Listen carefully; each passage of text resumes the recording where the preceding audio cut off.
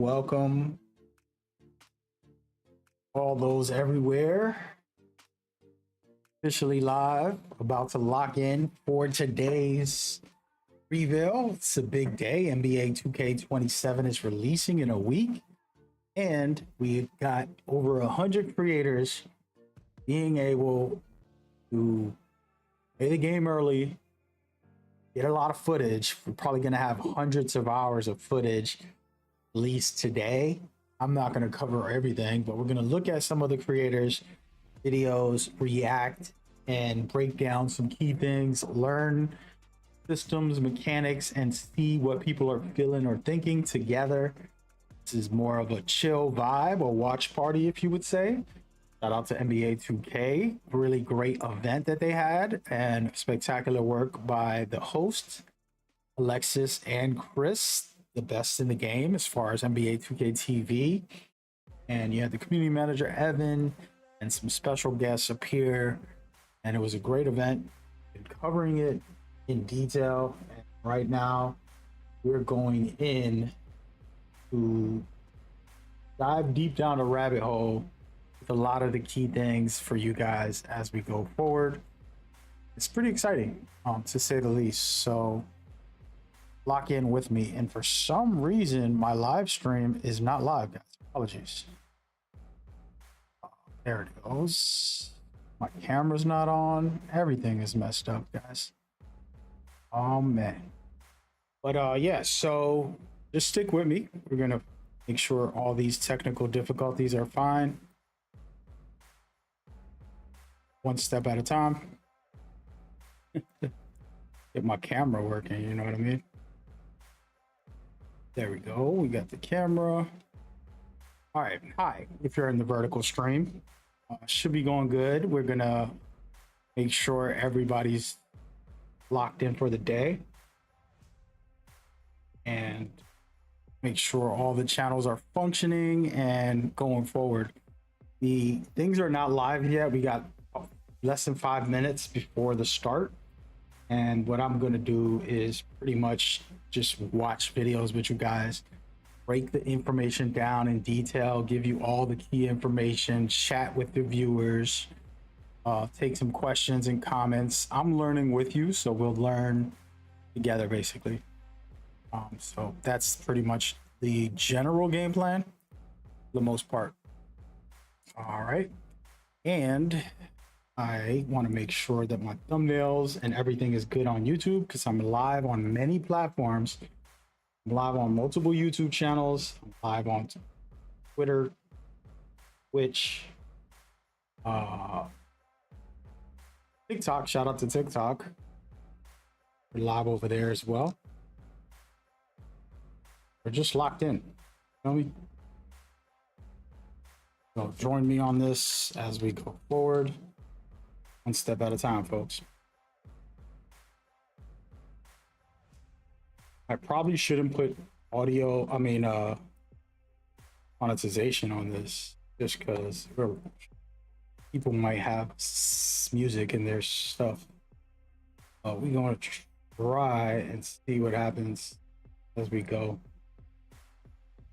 But yeah, so the game plan: learn everything, share everything, and help you guys.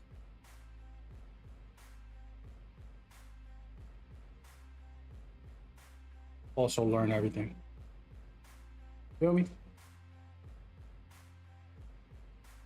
But yeah, how's the day? How's it going? Are you guys excited? Are you ready? You locked in is the question, because I'm probably not going to do a long stream, an all-day stream, but I am going to do as many hours as I possibly can and go from there. Wait, this is the opposite stream.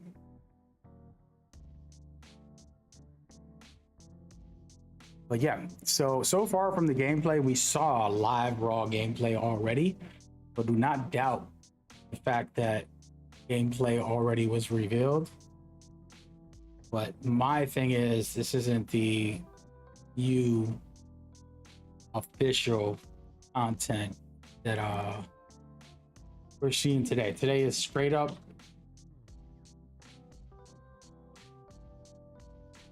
content creators. So no promotional content. It's straight up just creators. And we're gonna see their gameplay. We're gonna see Rucker Park for the first time. Play now. There is some my team stuff. I probably won't be able to have time for that today. I'm gonna stick to my career for the most part. So for those that are probably like, hey man, where's my team stuff? We might not showcase that. You know, a lot of content in the game. It's funny because people are like, there's no content. It's like there's a lot. There's too much content. 2K. To fully get into my career, to fully play my team by the end of the year, you know, all the modes, it's a lot. It is a lot.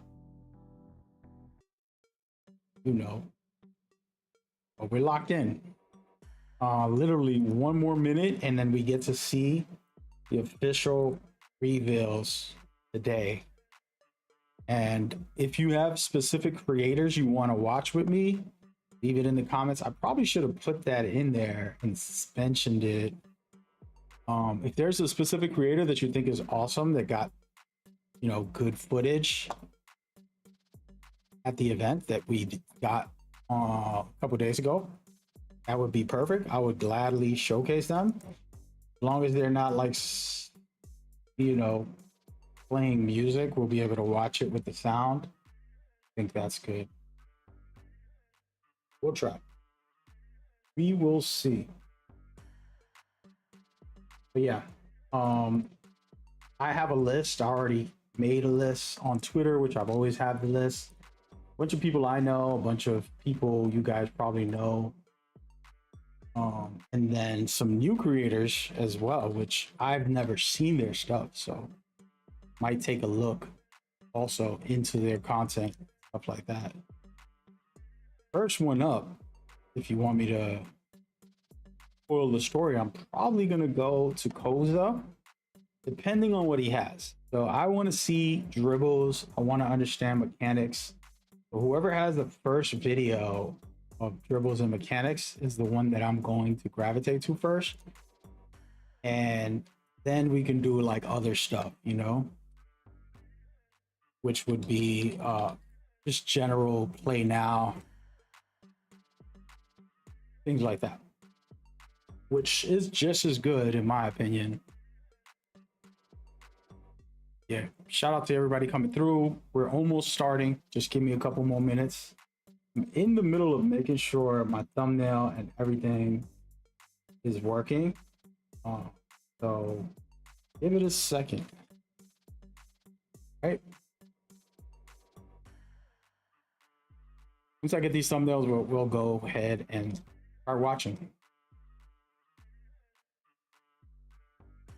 I am going to make some video breakdowns with this stuff, so it is kind of me working at the same time. I'm going to capture screenshots of build. Oh, I can't do builds today. Interesting. Got today's more just general gameplay stuff. But yeah, we'll do a video today of wrapping up everything we learned from today's reveal. Should be a good amount of information, people. So check it out as we go. Let me go ahead and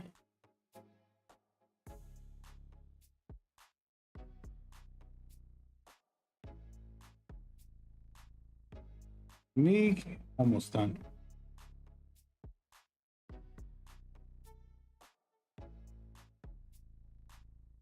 NBA 2K 27. Unfortunately, I'm gonna have to take somebody's footage today. So we'll see how that goes. TikTok, apologies guys. I'm so new to TikTok. One of you viewers gotta interact. A lot of people show up and dip and stuff, but need to be taught how to run this TikTok a little smoother. There's all this stuff in here, GIFs and all this extra stuff. I don't really know anything about, but we'll learn in the future. All right, so it's about time, guys. I'm gonna go ahead and look for a video. I'm gonna put it up on screen and just vibe out for the day. See what type of content is out there from the people I already subscribe to and that I have knowledge that they're good players, great players, and going in. So we got Joe Knows gameplay breakdown that could be good. Got a bunch. Wow. Okay, so there's a lot of great stuff here. Official gameplay. All right, the real NBA gameplay. Okay, wait, hold on. Did we start with Joe Knows? I feel like he's pretty damn good with his breakdowns. Yeah, we're gonna give Joe Knows some love. You know, one of the best players, no matter what you say, he is definitely up there.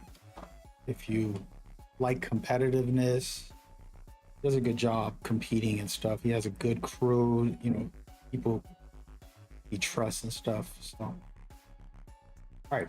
So I got his video up. I'm about to showcase it. All right, so let me go and put these videos.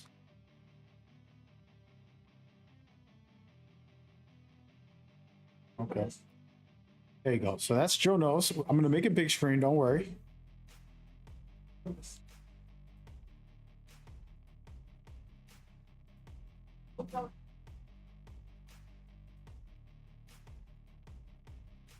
Give me 1 second, guys. I'm gonna full screen this. Joe Knows.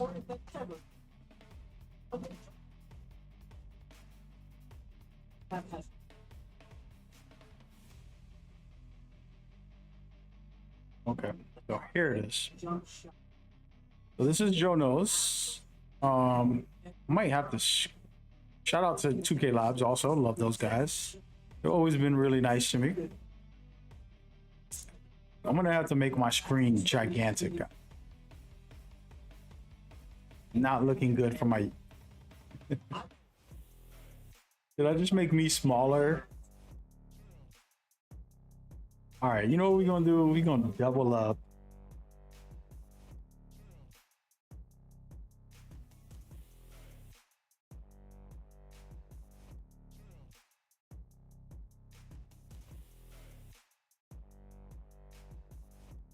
All right, so I'm gonna do double screens, guys, and then make my camera small.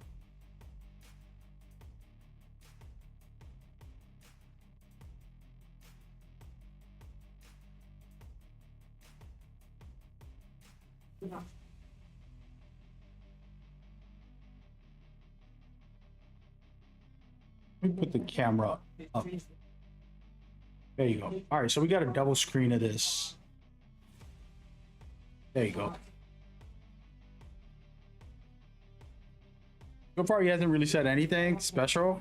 Well, you might see different size green windows. That's probably because they were playing on lower difficulties. I put it on the hardest difficulty the whole time so we could get a real read on what we're looking at. But, as I said, we could not turn on shot feedback, which was really frustrating because the main thing I wanted to see after 2K26 was how is that new shot contest and hands up and everything that we talked about, how is that looking? But not being able to turn on the actual shot feedback so we could see the visual feedback of the contest is tough to be the judge. I could sit here and tell you it felt better, it felt worse, this, that, and the third, but without the feedback, it's a lot of guessing games. The one thing I will tell you is that aggressive hands up versus passive hands up.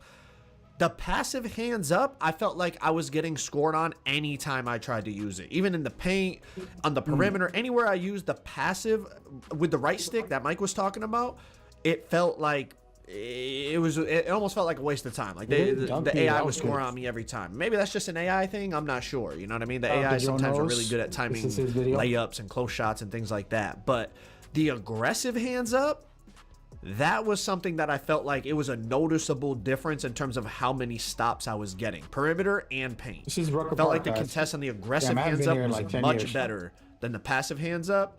So, you know, again, it's tough to actually judge it without the feedback being on and seeing what the actual, you know, those new 8 stages of contests. Wonder and, if he's playing you know, against AI. Open, assuming it bothered, is. semi-open, smothered, Has to be, 'cause light there's no contest, heavy PvP on contest, it. all the things they showed in the news. Without having that on, it's tough to be, you know, actually give you a Window's good small. assessment, and that's disappointing because obviously I go into community day trying to get as much information for you guys as Keep talking about possible, the shot and the main feedback, thing I wanted to see in the contest gameplay feedback. was It's the shot it contest, wasn't but as I there. said, we could not see the shot contest in He's Play been Now, saying it for Rucker like 10 Park, minutes. and 4 2KU. We minutes. could not change our gameplay HUD, right? We couldn't take the meter off. We couldn't put on the shot contest feedback and all that. But tomorrow, the embargo lifts on the builder, my player gameplay, things like that. In there, we could change the gameplay HUD. So in there, you will be able to see contests, but obviously I'm not allowed to Basically, wait speak until on that tomorrow side is of the what he's saying. gameplay. I'm not allowed to show that side of the gameplay until tomorrow. There is an embargo So, until tomorrow. For the My I'm only Builder, allowed so to speak on the gameplay here, and obviously, he's like talking I said, about. we could not put it on here. So that's about it. In terms of shot contest, that's about all I can say. So let's move on. That's a Now let's take a 5-minute break and talk shot about one of the new contest features, the breakdown. step throughs. I'm not gonna lie, I like this. You could do it in the paint like that, like I just did with That's really gonna SGA, be but you can crazy. also I've do been it on the talking about this perimeter in the now, new as Mike meta. said. You could do it any direction. Oh my left, God, right, that's gonna be forward, nasty. backwards, and I ain't Oh gonna lie, my I like this. God. It's a creative way to get to a Oh, yeah, bucket. It's well, just y'all another thing cooked. to add to your bag. You We'll might see how start off effective with it a is post score. online, you know, person I versus had not person and started whatnot, with and a what post people score can in come my up with. life in 2K, but this might But be the year. just the way it looks and the mechanics behind it, I feel like it's smooth. The way it works as you would think it should work, if that makes sense. These clips in the 2KU are from my boy Joey 2K because I got a couple clips like the SGA Joey one and 2K stuff, but I didn't cooking get out as many here. as I Shout out wanted. to Joey So 2K. shout We out to gotta him watch for his sending stuff me in a these minute. clips so y'all could see a little bit more here. But I Really really like the good way things Kobe's. branch out. It's smooth. It really does look This the way is you all would you want need it right to, now. Oh in my my God, opinion. post scores are eating this off the year. triple threat, whether you're doing like the reverse spin, like, you know, he's doing it with Kobe because it is like really some Kobe, you know, some Kobe stuff. But it's just cool. I do really like Definitely this. Kobe A lot of style. times when they add new Oh, features, I'm baby. kind of like, you know, like the rap. We might start off with a Kobe build, Since the y'all. dawn of mankind, Shout out to the Humans have had commercials.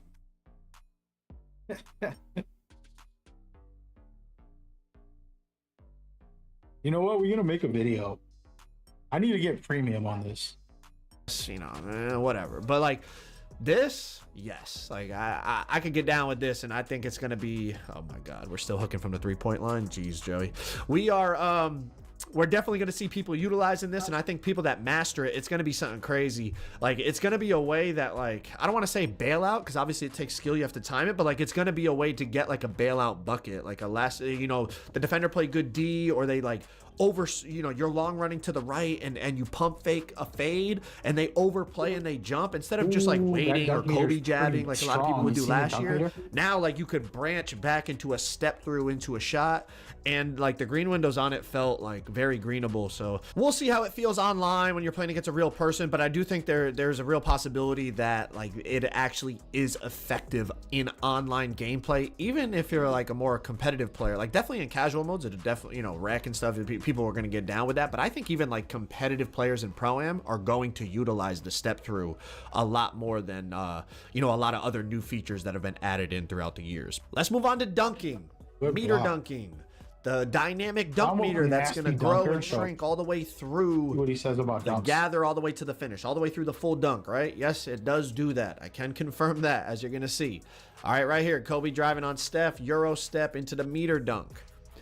Let's slow it down so you could see the meter. When he's between me and the hoop, it Oh, I starts love the small. Euro. Then it even shrinks a little, but then once I Euro step past him, it Ooh. expands into a really big meter. Damn, But that let's meter's continue with nice. dunking.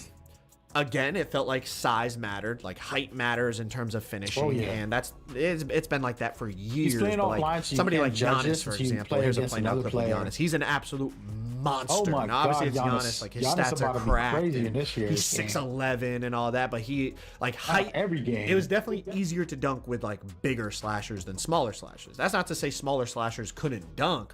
But just, you know, I'm just comparing it to past 2Ks where definitely height mattered in terms of your green window on dunk meters. It's like that again. It's definitely bigger dunkers are going to be harder to stop than smaller dunkers. But let's continue. Something else I noticed with finishing in general, but since we're talking about dunking, I'll relate it to dunking. In past years, I felt like interior, it mattered, but it definitely wasn't like a necessity. A lot of power forwards or centers were going, you know, low interior, and like as long as you just got between the guy and the hoop, you know, you could stop them very consistently. Even small guards like in Pro-Am and stuff, they would swing down out of the corner and stop the other team's center and shrink his dunk meter, even though, you know, it's a 6'4" guard with 25 interior and a 50 block, and the center's driving with, you know, really good finishing ratings. And it was just like, if you got there, you got there, and it didn't really matter the ratings. On this game, it felt way different trying to dunk on Wembanyama or Dennis Rodman or somebody with like really good interior, as opposed to like dunking on Steph Curry. Like it almost felt like, maybe because of that new wall-up badge, they're really trying to make like the interior rating matter because they want people to use that wall-up badge. I'm not really sure, but typically dunk meter size was more about angles than it was about ratings. But in this game, it definitely felt like the ratings were playing a bigger factor. And maybe that was because I was playing against the AI, and full transparency, I don't play against the AI very often. I pretty much do it once a year, and that's at community day. But we'll have to see when it's person on person. But for the most part, from what I felt playing the game, the community day version of the game, it felt like interior definitely had a big impact on how easy it was to finish on somebody, or how difficult it was to finish on somebody, to go along with the other factors, of course, you know, momentum, angle, positioning. And it's not to say it's impossible to stop somebody going to the basket. I mean, this is Tyrese Maxey stopping Michael Jordan going to the basket, and you know, Tyrese is what, 6'1" and low interior, low block, so it's not impossible. Obviously your skill and the way that you play it and the angle you take and all, and their timing of the jump and all that still matters. But another thing I noticed with dunking, if somebody was just like in the restricted area and you were going downhill full speed at them, like you would put them in a poster and it would be greenable. I feel like in past years, like unless they were way under the hoop, that green window opens, you'd get a decent window if they were way under the hoop. But if they were just like in the restricted area, a lot of times you would drive and like it would shrink your meter down all the way. When like in real life, it's like if they're standing under there and you have a full head of steam, you know, you got Michael Jordan running at you full head of steam, like you're in trouble. You know what I mean? A lot of dudes in real life would just bail out of there. And just, you know what I mean? I'm not getting put on a poster, but in 2K it was like your meter would shrink a lot of the times. It was definitely a noticeable difference in terms of if they're just down there in the dead zone, you could just go up and boom on them. But again, like if Wemby was down in that dead zone, it felt like it would shrink. So I don't know. Maybe that's just because Wemby's 7'4". Maybe it's the interior rating. There's a lot of unknowns. But overall, the dynamic dunk meter definitely worked. It was shrinking, it was expanding, it was shrinking back down. It was overall dunking, in my opinion, it felt really good. Like honestly, maybe even too good. But we got to see when it's person versus person how it plays out, because it's always a little different against the AIs. But let's move on. So since we're on the topic of dunking, let's talk about standing dunks, kind of big man, paint scoring, post scoring. I'm going to encapsulate it all into one section, all right? You've seen a little bit of post scoring in this gameplay, like trying post spins and stuff with Kobe and Jordan, LeBron. You'll probably see some more as the gameplay goes on. But now, besides Joey post hooking from the 3-point line for the second year in a row at Community Day, the step throughs are definitely something big men can utilize, but let's talk about paint mashing, right? Dead zone. Can you really mash something? This is Bam mashing and contact meter dunking with the standing dunk. Yo, but just for perspective, that defender from the Knicks has a 50 block and a 50 interior. Now, on the flip side of it, check out this clip. Giannis going against Jason Tatum right here. Tatum's got 81 interior and just walls up and takes Giannis out of a dunk and makes him miss the layup. Now, this gameplay is from Joey 2K, so I think the difficulty he said was on like All-Star or Pro. So it's a lower difficulty than what I'm playing on. So like the green window size of like that layup was definitely bigger than it would have been on Hoff. But again, like check out, this is back-to-back possessions here. Joey's trying to just rim run through Tatum, and Tatum with 81 interior compared to that 50 we just saw for the guy in the Knicks. Like, it's just a massive difference in terms of the animations you get. Like, it's just an absolute stonewall as opposed to just like going through them and just, you know, getting, you know, a push through and then your meter growing because now you're at the rim wide open. It's just, it felt night and day difference in terms of players with low interior versus high interior. We'll see when it's person on person, obviously. Like I said, take it with a grain of salt because it's against the AI.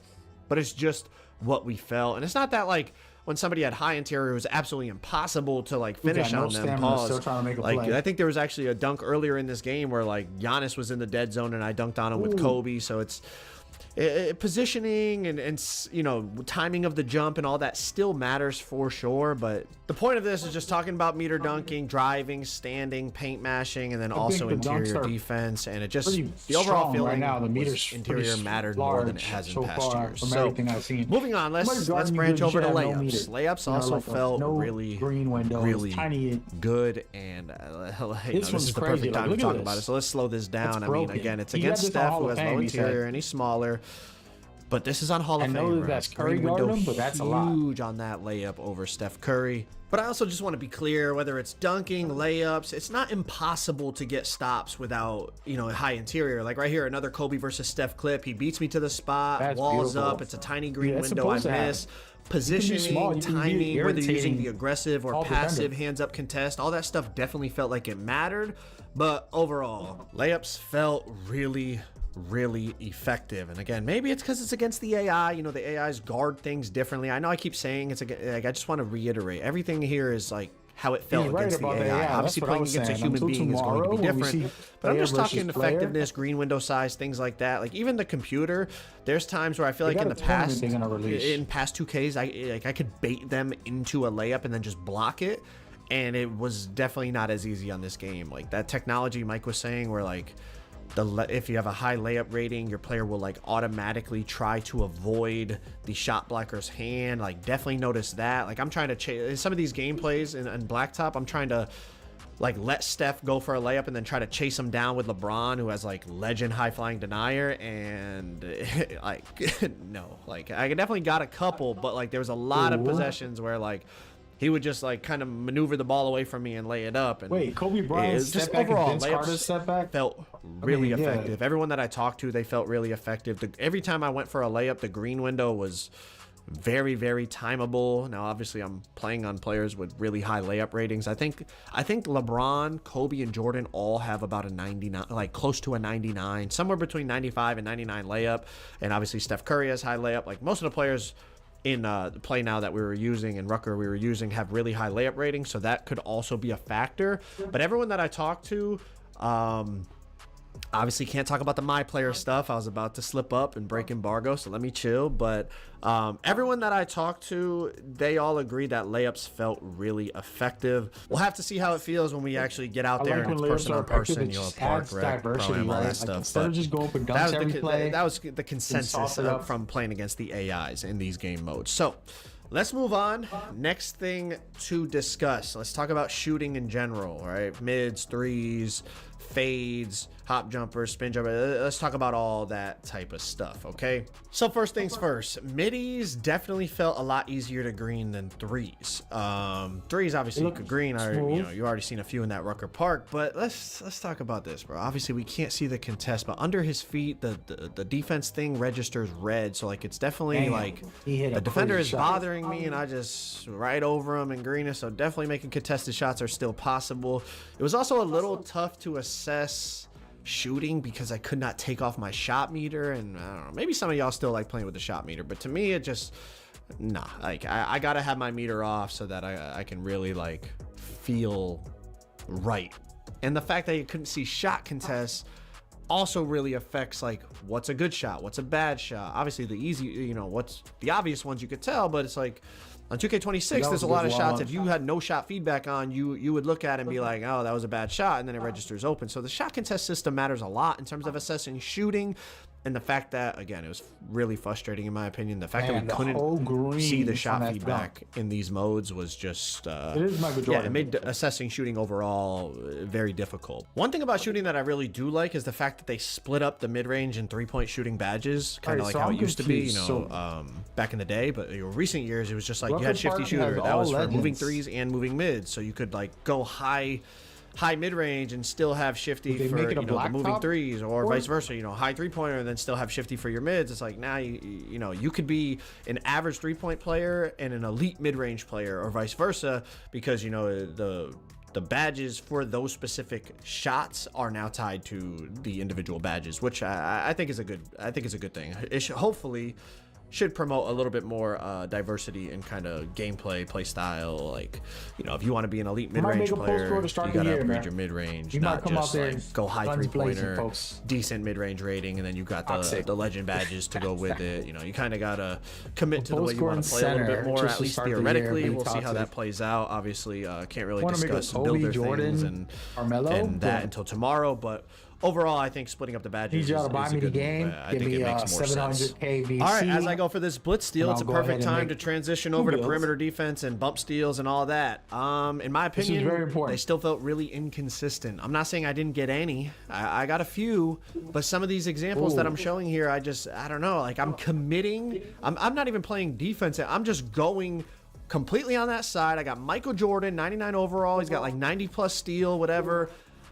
And he just bobbles it and ends up getting a 3 off of it. I understand that you know, we're talking about, you know, ratings mattering, ball handle and steal, but I mean, this is, if we're talking ratings matter, I mean, that's Michael Jordan. He's got high steal, right? This is prime MJ. He's got high steal. The ball goes through me. Prime Kobe. Ball goes right through me. You know, maybe user on user it'll be different, but I feel like in those instances, there's no way I'm not dislodging the ball. Like, the first one, it didn't even make him bobble it. Tyrese just kept dribbling through me. And the second one I showed, is a good ball he bobbled it a little, which then ended up putting me behind him, and he got a wide open 3. I got mixed reviews from people when I talked to them about bump steals. Some people, you know, thought they were good. Some people thought they were bad. In my opinion, they were still really inconsistent. And I felt like, you know, those two clips are perfect examples. Even the clip they showed in the trailer, the gameplay trailer where they showed Kevin Durant, I'll put it on the screen right here. Like, I don't know. Like, in my opinion, you should dislodge the ball there. Like, you're rewarding a bad decision by the ball handler by allowing him to get away with that. Perimeter defense as a whole, though, overall, it felt more sticky, more bumpy. Like, when you attach to somebody, it felt a lot, you know, I feel like sometimes in 26, it felt like they were, like, covered in oil, and they would just kind of, like, slip past you if they, like, wiggled their left stick a little bit or something. You see, like, it feels like there's a lot more. Once you attach, like, you know, especially, you know, some of these guys like Kobe, MJ, like, they have really high perimeter. So, you know, obviously that probably plays a factor, but it wasn't impossible to drive by people, but it felt like when they cut you off, they really cut you off. It wasn't just like they cut you off and then you could like wiggle and slip through. It was like, well, okay, if you get bumped, it's almost like you kind of gotta like gather yourself. But like right there, like, you know what I mean? Like LeBron turns the corner and like, you know, they're not like dragging you backwards. Like once you turn the corner, you turn the corner. But overall, it just felt like, it felt a little more sticky. I guess that's the best way to describe it. Like right here, like you see, like I'm attached, I stay attached, I stay attached, I stay attached. Now, obviously, again, I keep saying it, I'm sorry, but it is against the AI, against a human being with optimized SIGs and my players and things like, and once everybody learns how to dribble and all that, we'll see. But against the AI, definitely felt a bit more sticky, a bit more bumpy. Felt like you could cut people off better as they tried to move if you know, beat them to the spot. All right, let's shift to dribbling. First things first, it's tough to assess dribbling on play now because obviously with our my players, we optimize the SIGs, we get the dribble style that gives us the good burst and all that. Obviously on play now, you're stuck with the SIGs that the NBA players have. So first reaction to it, a little concerned about the burst, but as I said, you know, with our my players, a lot of times, you know, we just find whatever dribble style gives us the burst, you know, the best burst, and we use that, and then all of a sudden it's like, all right, I'm moving the way I want to move a little bit more now. Obviously in play now, you're using the dribble styles that the NBA players have. So I don't know, some of the speed boosting, it didn't feel super explosive. But again, that could be dribble style related, and that could be fixed when we get our my players. Obviously can't discuss my players today, so I'm just basing this off of the play now gameplay and the Rucker Park gameplay. But that was the first reaction, like, okay, I'm not really bursting how I want to burst. Chaining dribble moves together definitely felt really smooth. Fluid in terms of being able to branch out of things and branch into things. Obviously, I'm not like a super duper dribble head. I'm not Steezo or anybody like that. But, you know, I play guard and have a lot of success even at competitive levels playing for money. So I can assess it a little bit. But I did talk to some of the better dribbling content creators that are at the event. You know, I'm sure, you know, they're all Dirk, Chappa, like Koza. They're all going to be posting dribble stuff. And limitless, and they had some concerns as well. You know, they had a little window. concern about the burstiness, and it wasn't super explosive. But obviously, as I said, it's like you got to wait to be able to put dribble styles on to really assess the burst. Because a lot of past years, you know, the bursts were fine, but that was because we found the dribble style that gave it to us. You could quick stop. The quick stop I found was the LT quick stop right there that I just ran to the wing with Kobe. You know, just tap LT, it set my feet instantly, and I was able to shoot. Did it a few times. It worked pretty consistently. You know, maybe we find something better, but definitely, I think we're going to be able to find a way to peak and quick stop threes. Just like past years, it might be, you know, last year was flick up. It might be something different this year, like LT, or maybe we find a better one. But should be able to quick stop and set your feet. So everybody that's looking to shoot peaks and stuff, you should be back in business with that. Next, let's talk about AI players. It was something they said that they enhanced, and I played against the AI quite a damn bit, so I can give some good insight on this. The AI is so much better. They definitely play better defense. They hawk passing lanes. Like if you throw any type of questionable pass, they were picking it out the sky. Pick six going the other way. Obviously, like I said, I played on Hall of Fame, so that's a factor. But they were like really, if I left them open, they were really consistent in terms of like layups and close shots. Like they would make, I don't want to say everything, but it felt like everything they would make. The AI seems really, really improved. I ain't gonna lie, we might be back on that thing where it's like you go to random rec and you're hoping your teammates quit because the AI is better than 85% of the people who play the game. Like we might be back on that. Obviously, like I said, it was on Hall of Fame slider, so I don't know if like when we play rec or something, I don't think the AIs are gonna be on Hall of Fame sliders. They can't shoot, they can't play defense. Like the Hall of Fame computer was very improved. Like obviously we don't know like all the cheese against the bots. Like, we might find something like, you know, it used to be the jab step or the no dip. Like we might find something that works against the bot all the time, but the old stuff that works against the bot, not really. I mean, you can kind of get them sucked into screens sometimes a little bit too easily and like get like a snatchback three off or something. But overall, like compared to how it was, it's not just like last year where you could just throw it to somebody and just shoot the ball. Like the bots were playing that. You couldn't just do a jab step and shoot. Like the bots were playing that. So obviously we know how the community is. Like people are going to try to find something else, and once somebody finds it, like everybody will cheese that. But the old cheese that everybody was doing last year where you just throw it and shoot a catch and shoot over the bot, from what I saw, obviously again, I don't have my player jump shots on. I'm using NBA player jump shots and all that. Nah, like they're guarding that now. You're gonna have to find something. That's a good confirmation. The jab step, no, like they're not just letting you jab step and then shoot a completely wide open three. All that stuff that was driving me and y'all crazy in random rec when people would quit, that stuff has been fixed. All right, real quick on passing. I'll be honest, I did not pass the ball that much. Like obviously, you know, I'm controlling the whole team. I will just say some of the passes definitely felt floaty, but to be fair, I don't know everybody's pass rating, so it could just been like some of the people I was passing with had low pass accuracy. As I said about the AIs though, like if you throw a pass near the AI, they hawked it. Right there. So I think passing lanes, unless it's just the way the AI plays them, I think you're gonna be able to get real hawky in the lanes if you're playing it correctly. But I didn't throw a lot of like break passes to test break starter or anything because it's just you know. When you throw it to a human, the human is leaking and you're able to like really throw it down the court. When you're playing like Play Now or Rucker, like your teammates are not like running the break, you know, they don't leak out to get a break starter pass. So it's kind of difficult to test by yourself. The next thing is the takeover system. In my opinion, it is just so much better. It's so much more logical. I'm happy about the takeover system. The days of dunking the ball 5 times and then popping deep bomber badge are gone.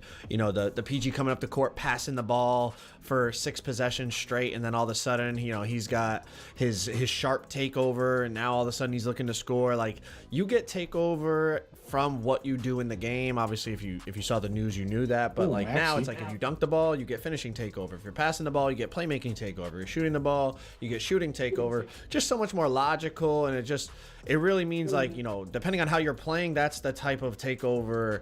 You know, I don't you're feel gonna like we take learned the a game over lot, with what you're but doing. he's It's just confirming it seems everything like we such a already simple know. fix, but it's been years I've been saying this, that that's the way it should be. Good video, 'cause you You get should to be see the getting takeover in demonstration the of way it. that you're dominating the I game, really and that's like it. finally how it is. You've seen a couple here, I think, in the Record Park gameplays. I had it with Kobe right after I got a couple dunks. I got that finishing takeover. Seems like a really simple change, but in my opinion, it's a big W. I think it was long overdue, so that's beautiful. And the last thing I'll touch on is the fact that 2K made the announcement that they are addressing the cheating problem. I really hope they're able to. I think it would just, it would bring a breath of fresh air to not just competitive modes, but casual modes. I mean, the cheaters were everywhere. You know what I mean? I posted multiple videos playing against them, streams against them. Like, it would just be a breath of fresh air if they're actually able to enforce the punishments that they're talking about and really like find a way to eliminate this whole problem. I think it's going to be easier said than done, but it was nice to hear them actually address it and make us aware that, you know, obviously they're aware of it, they're working on it, and going into 2K27, they are ready to try and combat these cheaters. It's a beautiful thing to hear. But if y'all want to check out an hour of raw NBA 2K27 gameplay where I'm using multiple teams, multiple different superstars, and test. All right. So we're going with the American Express Platinum card. Stuff. Let's go to Chopper. There is a video upload yet. There it is. Everything you need to know about dribbling. This is gonna be a good one. This is a 7-minute. That's it. Okay. All right, let's watch it. What's good, y'all, man? My Subscribe to name is Chopper, guys. but I go by Chopper, you feel me? And we finally made it to NBA 2K27. I did get invited to play the game early at Community Day, so I do have some raw gameplay for y'all. This video will be covering your questions that you asked me on Twitter and my honest thoughts about dribbling as a whole. Last thing before we get started, I need y'all to get this vid to 1K likes and stay tuned for a surprise. And without further ado, let's get into it. The first question this person asked, is there a speed boost and a quick stop? Yes, there is a speed boost and a quick stop. The quick stop this year feels the same like 2K26. The best way to do it is by letting go of everything and tap L2, which is similar to 2K24. The speed boost is very similar to 2K26. With Ja Morant, you can see I'm getting a speed boost. Another thing to take note is that play now felt slower compared to other modes we got to play.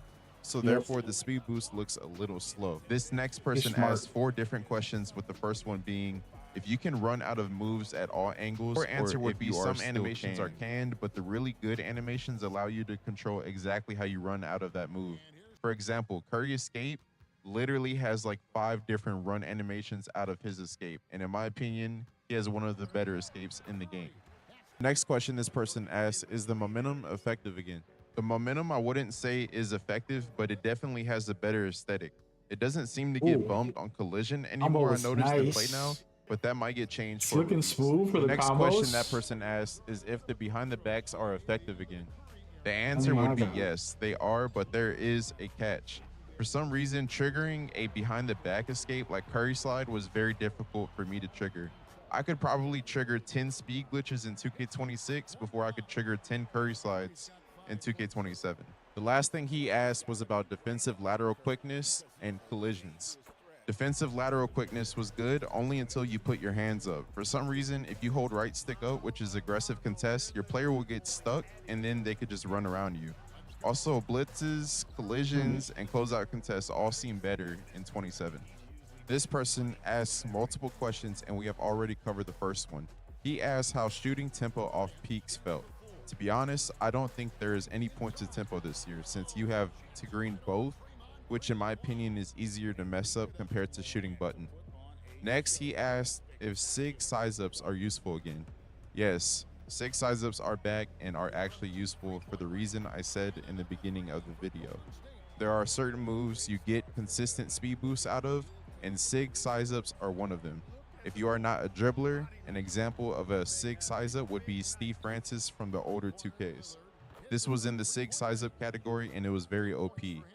We don't have Steve Francis this year, but I did find a couple ones that are useful that I will drop tomorrow and show y'all. Mostly watching his dribbles to find out yes, it type is of combos, how they flowing together. Literally is the worst Things like animation that. in the You get to game. learn a lot. Speed boost breakdown is basically a whole new pro play animation, and it is completely slowed down, so it is useless. Kyrie's spin jumper is back in NBA 2K27, and there is one minor change that actually made it better. Now in 2K27, you can run straight towards the basket without stopping and double tap square to get the good animation. Last year, you had to twirl your right stick in order to get it, but now it is easier to do. So if you are a lockdown and get beat up the court, the guard will do a spin jumper. Also, Paulo and KD go-to shots are back in NBA 2K27. However, I cannot show y'all the requirements for them until tomorrow. This person asked about my overall thoughts on dribbling, what game comparison, the misdirection. First thing I would answer is this game's dribbling seemed like if you combine 2K24 mechanics with 2K22 movement and game speed. On top of that, as y'all saw in the gameplay review, you can fully customize we eating good. So the What's L2 cancel and quick stop remind me exactly like 24, but the actual speed boost animation reminds me of 26. Help me say your name. Doing combos in general are way faster and are definitely not casual friendly. Thank you for coming by, man. I appreciate you. And keeping pace with your moves is going to take a long time to learn. The skill gap, especially on small guard dribbling, is going to be insane. I didn't get to test I might have to go with a small guard. What y'all think? I do apologize about that, and I will lab tall guards when the game releases. This will be by far the most dribble diverse 2K ever, just because of the expanded dribble customization. If you want to see what SIGs I think are the best or what I think will be meta, make sure to tune in tomorrow, August 21st, for that video. Hey, show love to Chopper. This is his video. This game is very difficult to do and seems very slow to me. I definitely think the misdirection in 2K26 is way better. The misdirection in this game seems very clunky and not useful at all. Before I end this video, I want to go through some of the 2K26 animations that were meta and show y'all if there's any difference with them in 2K27. First, we have Defox Cross. In 27, it looks like it's still going to be the best crossover to use. It's not bad. In play now, it felt extremely fast and viable. Defox Snatch is slowed down in NBA 2K27, and it seems like it would not be a good SIG. It also drains stamina very quick in play now. Tyrese Halliburton and Zach LaVine also have good dribble styles that have consistent speed boosts and don't drain that much stamina. Kevin Huerter hop jumper is back, and even though it looks slow in this clip, I'm pretty sure it's because his release is slow. I didn't clip it, but you can also step through if you don't shoot the hop jumper. Ja Morant still has a good dribble style and a great speed boost. Kyrie's escape got changed, and the new animation isn't bad at all. It might be useful. It was one of the faster escapes I tested, so hopefully I can lab it more when the game comes out. LaVine hop step still has the chopper slide animation in it, and it will probably be my favorite hop step in the game. The only thing they patched is you can't fake pass out of it anymore, or even fake pass out of the Kyrie spin like 2K26. The push peek in 2K27 has been patched because now it makes you keep the ball in the same hand. Tyrese Maxey escape seems to be the second best escape. Most of his moves are fast, and it also seems like he has a fast motion style. Maxey's about to be the best escape I lab by far is Curry escape. It definitely is the fastest escape out of every new gen 2K. That is super fast. Not including Allen Iverson or Jason Tatum escape from 26. The Curry slide is 100 times more difficult to spam because they made the angle harder to hit, and it is also slower than 26. However, it looks like it creates more space than it used to. And if you stayed to the end of the video, the surprise I have for y'all is that the 2K21 spin back is back.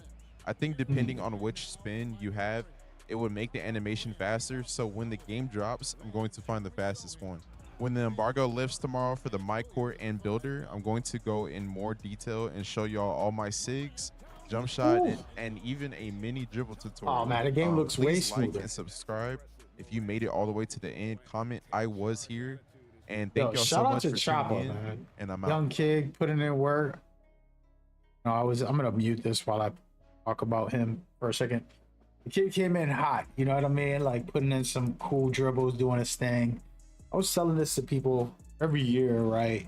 Like you could be the next big thing. You just gotta get out there and do your thing.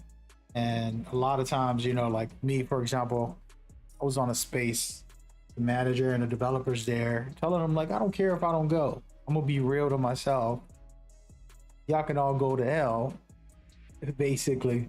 And it wasn't like disrespectful. It was basically saying I have to be real to me and trying to tell the listeners. We had a couple thousand, like 11,000 listeners, and telling the listeners like, hey man, be real to yourself, be authentic.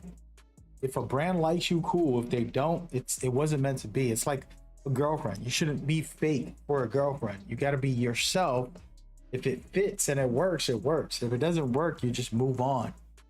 And the same thing with 2K is like, I don't chase on a community day. I don't chase trying to get a logo. If it happens, cool, but you got to be real with yourself. And a kid like Chopper came in guns blazing with fun dribbles and different things like that. And you know what's crazy? I forgot to bookmark this stuff. I'm gonna put a watch later on these videos, man. But yeah, so a kid like that does the work, you know what I mean? Yo, you better have a video up. He doesn't have a video. Come on, Koza. Koza's been too busy. Let's see who else was at the event that I can watch.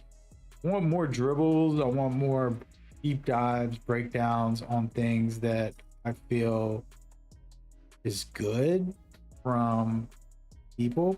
I don't get to watch a lot of YouTube. Let's check out 2K Labs. Did they make a video? That's probably where Koza's video. They didn't even make a video. They're busy. Let's go with this guy. This guy's wild. His voice is like he also don't have a video. What is going on? Oh my gosh. Come on, Kevin. Tell me you got a video. There it is. Raw gameplay. I don't think he's gonna have what I want. Let's just go to him real quick.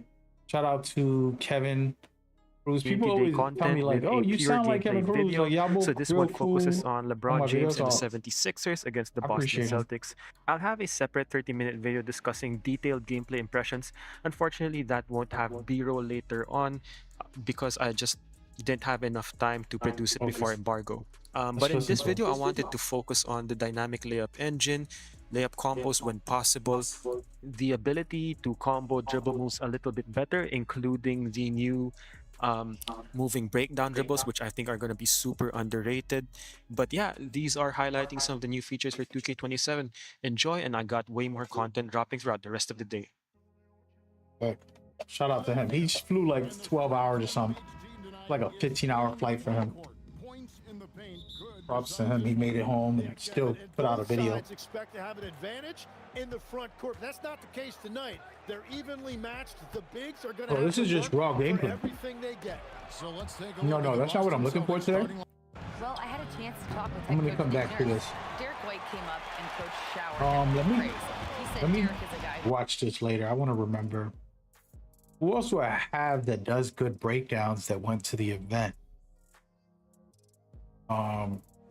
Joey? Are these people not uploading? What is wrong with people? Come on, man. Guess we're gonna go with Grinding. Grinding always does amazing videos. Let's see what's up.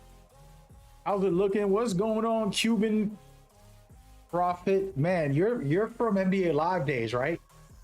I was just telling the people, man, like, you gotta just do you know? And yeah, that was some good times, man. Hope everything's well. We're gonna check out Simply Grinding's video. I've been looking at people's content to see what's happening. What I can say right now is that it does have 26 in it core, but it feels like it has a couple other things mixed in. Defense looks stronger.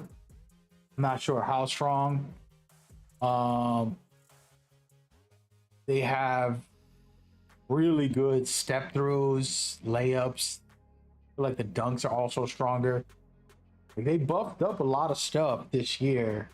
And it just looks smoother animation wise on some of the previous animations. But that's all I got for you. But we can look at this review, honest review from Simply Grinding. This guy makes really good quality content. We need his editors. I need to hire his editor. early, and today I'm going to give you my completely honest opinion about everything I liked and everything I didn't. For example, I love the brand new dunk meter. Last year, the green window on the dunk meter only shrunk and never grew, but this year you can visibly see it grow the more open you get throughout your dunk animation. Tall players obviously still have an advantage in this department, but small players have access to a certain takeover that completely levels the playing field. More on that later. Now, one thing I didn't like is the ball going through my player on what should be obvious blitz steal. The lack of steals was a major problem on NBA 2K26, so seeing this was really concerning. But before y'all start saying GG, there's no defense again, let me also say the bumps and contact body ups you get on this game felt insane. Even on players that aren't known for their defense, I was able to get attached to their hip really easily. When in NBA 2K26, even the CPU would slip by like I wasn't even there. I also have one more thing I want to reveal about blitz steals, but first, here's a $50 Xbox and PlayStation gift card for Noti Gang. And here's the winner of today's NBA 2K27 giveaway. If you want NBA 2K27 for free, subscribe with notifications on and comment one change you want to see on the game. I'll be picking the winner in tomorrow's video. Now let's break everything down, starting with the biggest change, the new step-through shot mechanic, which is a brand new feature where even if your player cannot dribble anymore, he will take a step and do an up and under to create an insane amount of space and get open even if you were previously boxed. I'm calling it right now, this will be the biggest change in NBA 2K27, so you need to get this in your bag. The good news is it is super easy to do. To activate this move, all you do is pull your right stick in any direction. If you hold it to the right, it'll do it to the right, and if you hold it to the left, it'll do it to the left. Super easy to do, but the skill ceiling on this will be super high. I can already tell the players that master this mechanic will be able to make some crazy shots, especially the taller builds like 7'4". In last year's video, I called that no dipping would be the skill gap on NBA 2K26, and it was. So heed my warning, I'm telling you, this is a mechanic you do not want to ignore. And speaking of no dips, no dip timing has gotten a major revamp. Not in the gameplay itself, but in the form of this brand new quick trigger badge. Basically, the higher tier your quick trigger badge is, the faster your no dip will be. Mike Wang himself has said that the highest tier of quick trigger will feel like no dip in NBA 2K26, while lower tiers like bronze and silver will feel slower and less consistent. And that was very apparent in the gameplay. The best shooters in the NBA no dips felt really good, while the average player felt like I wasn't no dipping at all. It felt like their normal jump shot barely sped up. So if you're a major fan of no dipping, make sure to keep the quick trigger badge in mind when you're making your build. Now when you're making your build, you probably want to know if dunking is even worth it. So let's talk about this brand new dunk meter. And I got a lot to say about this, so listen up. Let's get this out the way now. It is an obvious improvement from NBA 2K26. Last year, your dunk meter could literally only shrink, which means that if you started your dunk meter with a defender in front of you, and then your defender gets out of position and leaves you wide open by the time you're dunking, your dunk meter would still never grow even though you're wide open, which is why you saw a bunch of clips of people missing wide open dunks in the rec in the park. This year, that is completely different. You can see multiple clips, whether the player is small or tall, it doesn't matter, where if I got more open as the dunk animation continued, my green window would increase to match that visual, which is obviously how it should have been in the first place. Now, the more interesting part of the dunk meter is who it benefits most, taller builds or smaller builds. So let's start with taller builds first. Just like last year, from what I've seen so far, taller builds have an insane advantage when it comes to dunking. Players like Giannis and Wemby had insanely big green windows when driving to the paint, which obviously makes sense. The taller you are, the easier it is to dunk, so your green window is going to be bigger. The only concerning part about this for me was that no matter what defender was in front of me, the taller players like Giannis and Wemby were just dunking on everybody. Basically, what I'm saying is that great defensive centers weren't altering my dunk meter to shrink at all on these taller builds. So yeah, I think it's pretty safe to say that dunking on taller builds is going to be very, very strong. And a pro tip for everyone that likes to make these tall demigod builds, when attempting a contact dunk on this game, try to start your dunk from the free throw line. What I noticed is that if you do this on a taller build, you will get way more contact dunks and you'll get less contact layup animations instead. Before I realized that, I was getting a ton of layups on Giannis and Wemby, and it was really annoying.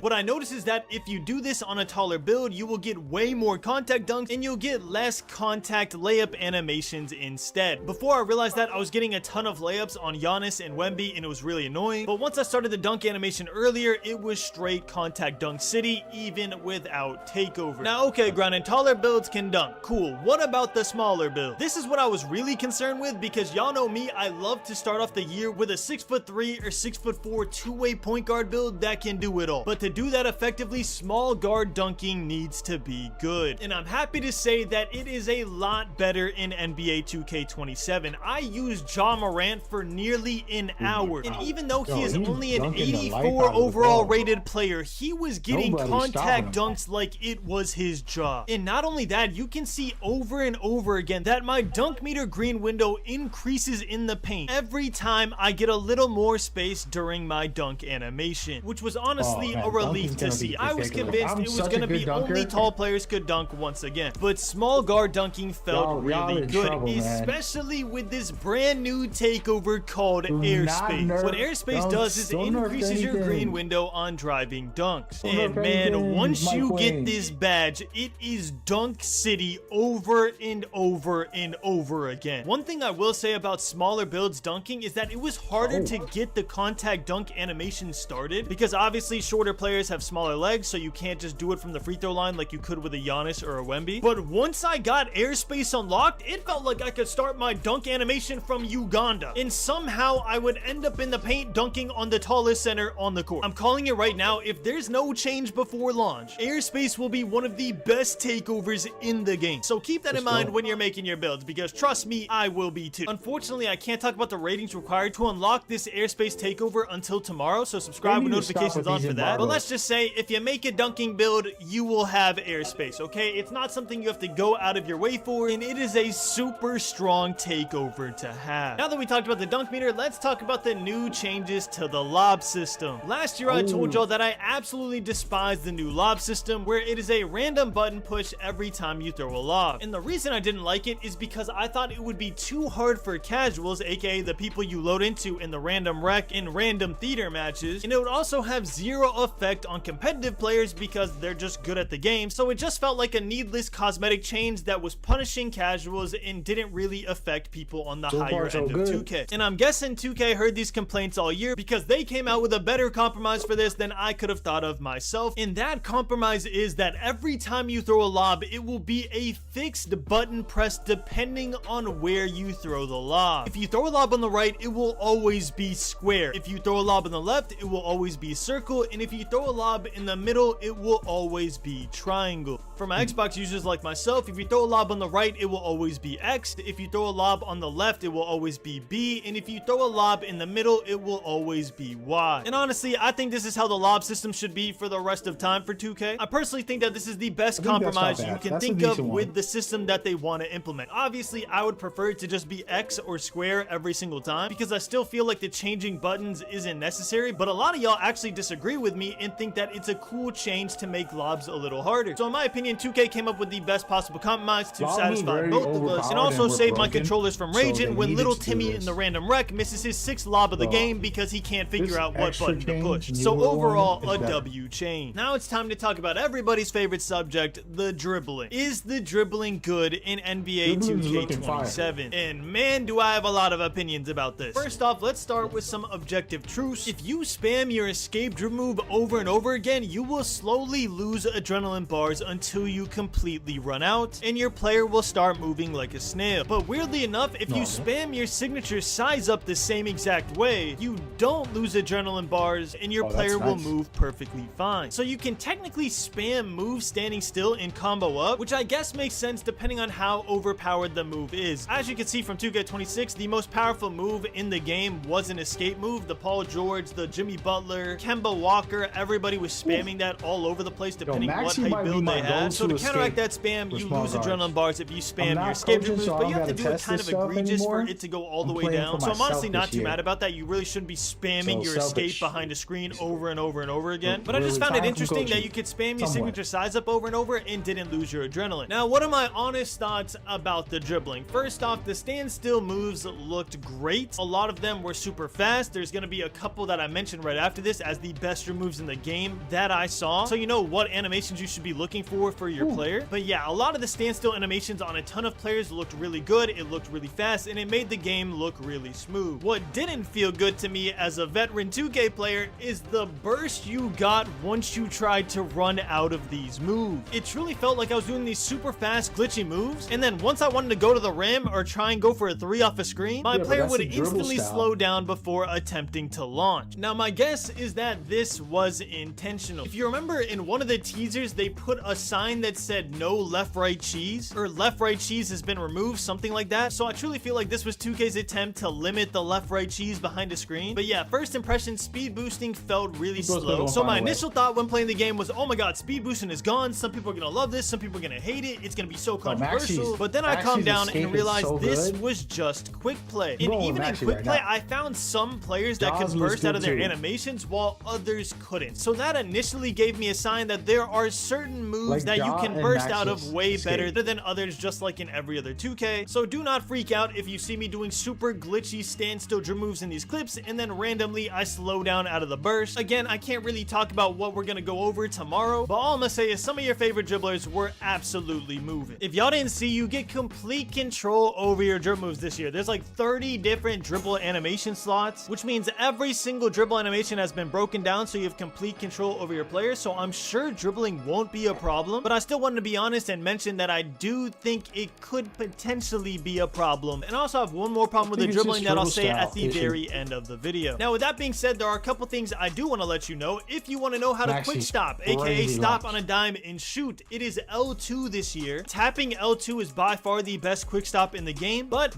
if you got used to the NBA 2K26 quick stop, which was flicking up on the right stick, you can still do that. It is just a little bit slower from what I've seen. But yeah, you have your pick of the litter there. If you want to quick stop using L2 because you're used to it from other years, you could do that and it's really good. And if you just want to do the right stick one because you're used to it from this year, you could do that because it's decently good as well. Honestly, I was doing the right stick up for the most part just because I got too used to it. But if the L2 quick stop continues to be visibly better, obviously I will adjust and I will learn that one as well. Now, some of the best removes I noticed in quick play. Number one, by far the best remove in the entire game that I've seen so far is Steph Curry escape. And just like every year, there are a bunch of NBA players that have a bunch of other NBA players moves equipped into quick play. So if you see another player that isn't Steph Curry doing the Steph Curry escape, just know that's normal. But yeah, that move you can spam left and right. It is super quick. And honestly, I think it's going to be very scary, especially behind the screen. I think small guards all year are going to be using this escape. The only other one I can see maybe eclipsing that is Kemba Walker from other years, because comp guards like to crab. If you don't know what crabbing is, it basically just means putting the defender behind you on your back so they can't contest your shot. Kemba felt better for crabbing, but Steph Curry felt better overall, so I think most people are going to be using Steph Curry escape. And I might as well say this now since we're talking about dribbling. Devin Booker breakdown combo is completely gone from the game. You know that glitchy move that basically every 2K player used, where your player would kind of just glitch through your body on NBA 2K26 and then shoot a wide open midi fade because he glitched through your body? Yeah, that dribble move is nowhere to be seen. I know we're only in quick play, but we had over 100+ players at that event, and everybody was saying they could not find Devin Booker breakdown combo on any NBA player they tried. So yeah, RIP to that move. I honestly never want to see it again. It was torture playing against that on the tube. Another really good dribble move, shocker, is the Curry slide. Stephen Curry behind the back, very good move. And then just to rapid fire some good moves you could write down, Donovan Mitchell between the legs was really good. D'Angelo Russell's between the legs was really good. Darius Garland moving breakdown was super good. Darius Garland moving breakdown was John Morant's breakdown in 2K26. You know that really fast cross he did where he exploded from the 3-point line all the way to the midi? That was Darius Garland's breakdown combo. And the last move that I noticed in quick play was Damian Lillard escape was also really good. Now that we talked about the dribbling, it's natural that we talk about the defense. Now, judging a game's defense off of quick play alone is true. I can't tell you if it's going to be a good defensive year or a bad defensive year. That would honestly be clickbait. But what I can tell you is what I saw. The first and most important thing I want to mention is that if you hold your right stick up to play defense, it makes it really hard for you to stay in front of your major defender. So if you're like me and you got in the habit of holding up on the right stick at all times when you're playing defense on NBA 2K26, make sure to get out of that habit because you will get absolutely cooked on defense if you are running around holding your right stick up. The only time you want to hold your right stick up is when you think they're about to shoot so you can get the contest. But other than that, get your hand off of the right stick because, bro, I'm telling you, it makes you so much slower and you're gonna get 21 points dropped on your head and your squad's gonna flame you. Now, with that pro tip out the way, the first thing I actually noticed while playing the game was that whenever I got closer to the CPU, it felt like a magnet was dragging me into a body up animation. And I don't mean that in a bad way. I mean that it really felt like you could get bumpy on this game, which was honestly refreshing because on NBA 2K26, it felt like if I tried to get near anybody, they were blowing by me and shooting a midi fade. But yeah, the contact body up animations on defense felt really, really good. Honestly, a little too good on players that were too small and had no defense. I was on players that are 6'2", 6'3", not known for their defense, and I was able to body up players like LeBron or Kevin Durant all the way up the court. I'm not saying it's a bad thing. I'm saying that it is a very different thing that I was not used to, as on 2K26, like I said, it felt like we were playing slip and slide simulator. So yeah, the body contact on 2K27 felt a lot better. What didn't feel a lot better was the blitz steals in quick play. For some reason, I just could not get a blitz steal on these CPUs. I have clip after clip after clip of my hand just going through the ball. Sometimes my body would go through the ball. It just felt impossible to get a blitz steal. Now again, I had a different experience when I was playing in the builder in the my court against real players. We'll talk about that tomorrow, so don't get too worked up over this. I'm just giving y'all my honest review of what I played on this day, which was quick play. And in quick play, I could not get a blitz steal. So I don't know if that's a CPU thing. I don't know if it was just a me thing. Maybe it's a skill issue, but I genuinely have so many clips of my body going through the ball, and it scared me until I ended up playing in the park and seeing what happened there, which again, we'll talk about tomorrow. Subscribe with notifications on. Other than that, chase down blocks felt really good. It felt like on players that aren't really necessarily known for chase down blocks, they were still able to get up and get them if I was in the right position.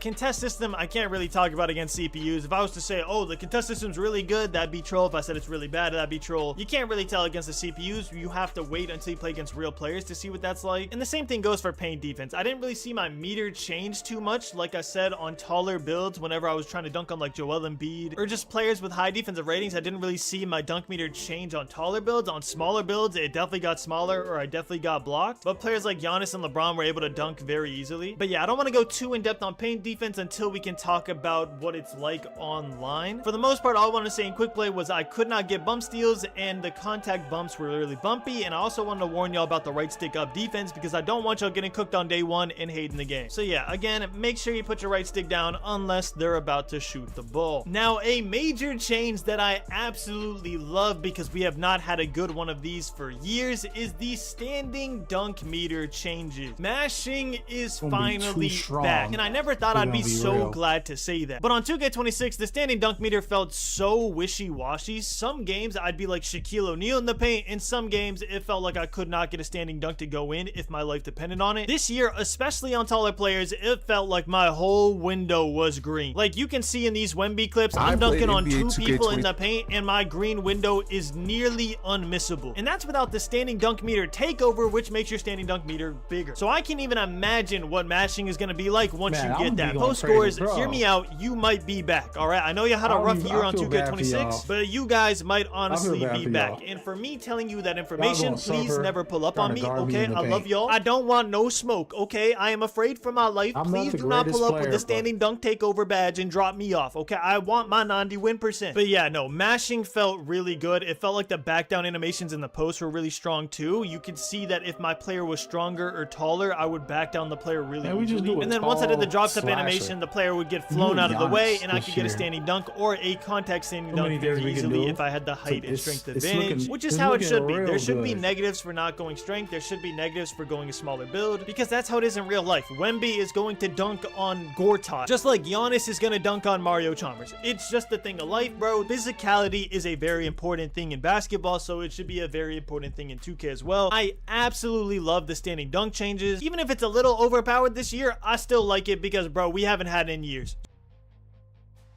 Oh my. Oh, there goes a commercial. We do not condone these commercials. the paint and an eventual nerf has to come out, I will still have fun with it on season 1 because again, bro, it's been so long. We needed this back. Standing dunk mashing felt really good. Honestly, dunking overall felt really strong. And trust me when I say my build videos tomorrow reflect on this knowledge. So make sure to sub with notifications on. You are gonna want to see those builds. Now, with all that out of the way, let's talk about rebounding. And rebounding's kind of funny because it's not really an issue 2K has had. Like, I don't really see people complaining about rebounding too much. The only thing I see people complain about is sometimes the box out animation, because people will say I have a 95 defensive rebound, I have max strength, and I have the Hall of Fame badge. Why am I getting wormed randomly? So to combat this, 2K actually did something that I think should have been implemented a long time ago. I'm really glad they made this change. They split up the rebounding badges into defense rebounding badges and offense rebounding badges. So when you're making your center builds, you can no longer just go a 95 defensive rebound and an 80 offensive rebound and say, well, it doesn't matter. I have the rebounding badges because I got one of them to 95. Instead, you have to have both ratings super high. Because, for example, if you go 95 defensive rebound and 80 offensive rebound, yeah, you'll have a Hall of Fame defensive rebounding badge, but on offense, you're gonna have no badges. But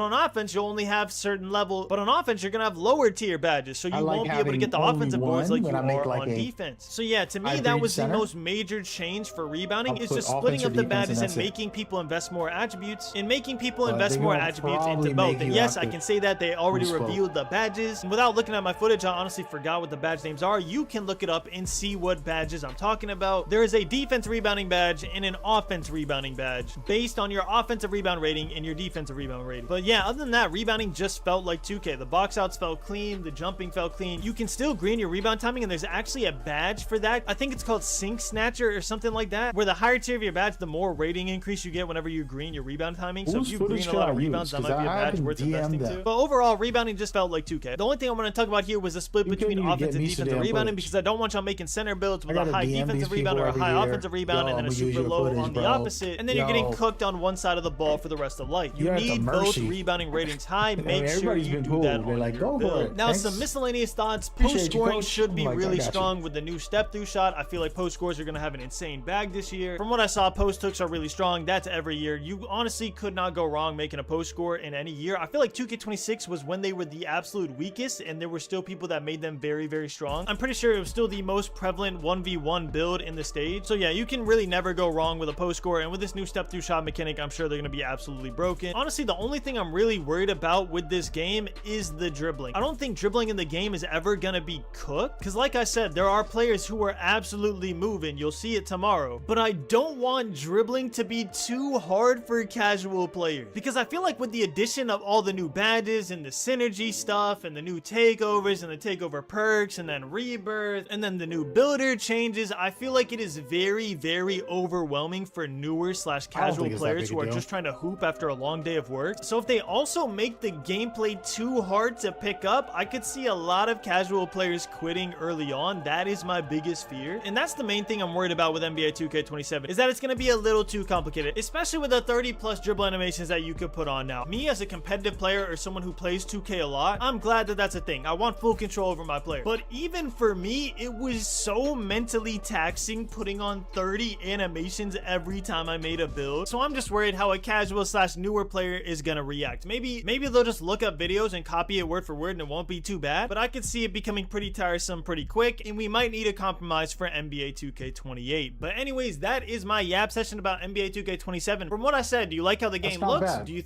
Shout out to Simply Grinding, one of the best presenters, I think.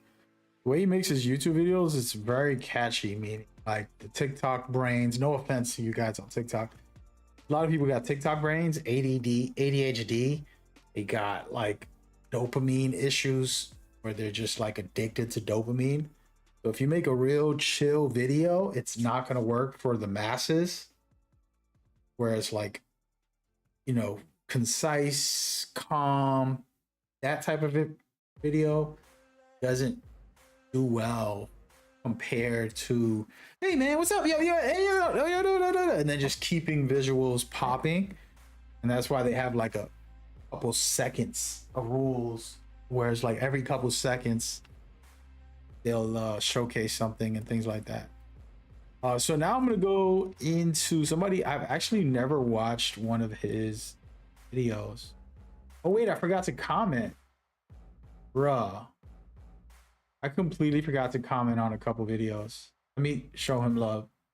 Simply grinding. We just watched this. Wait, I think I copied and pasted, didn't I? Oh no, I didn't.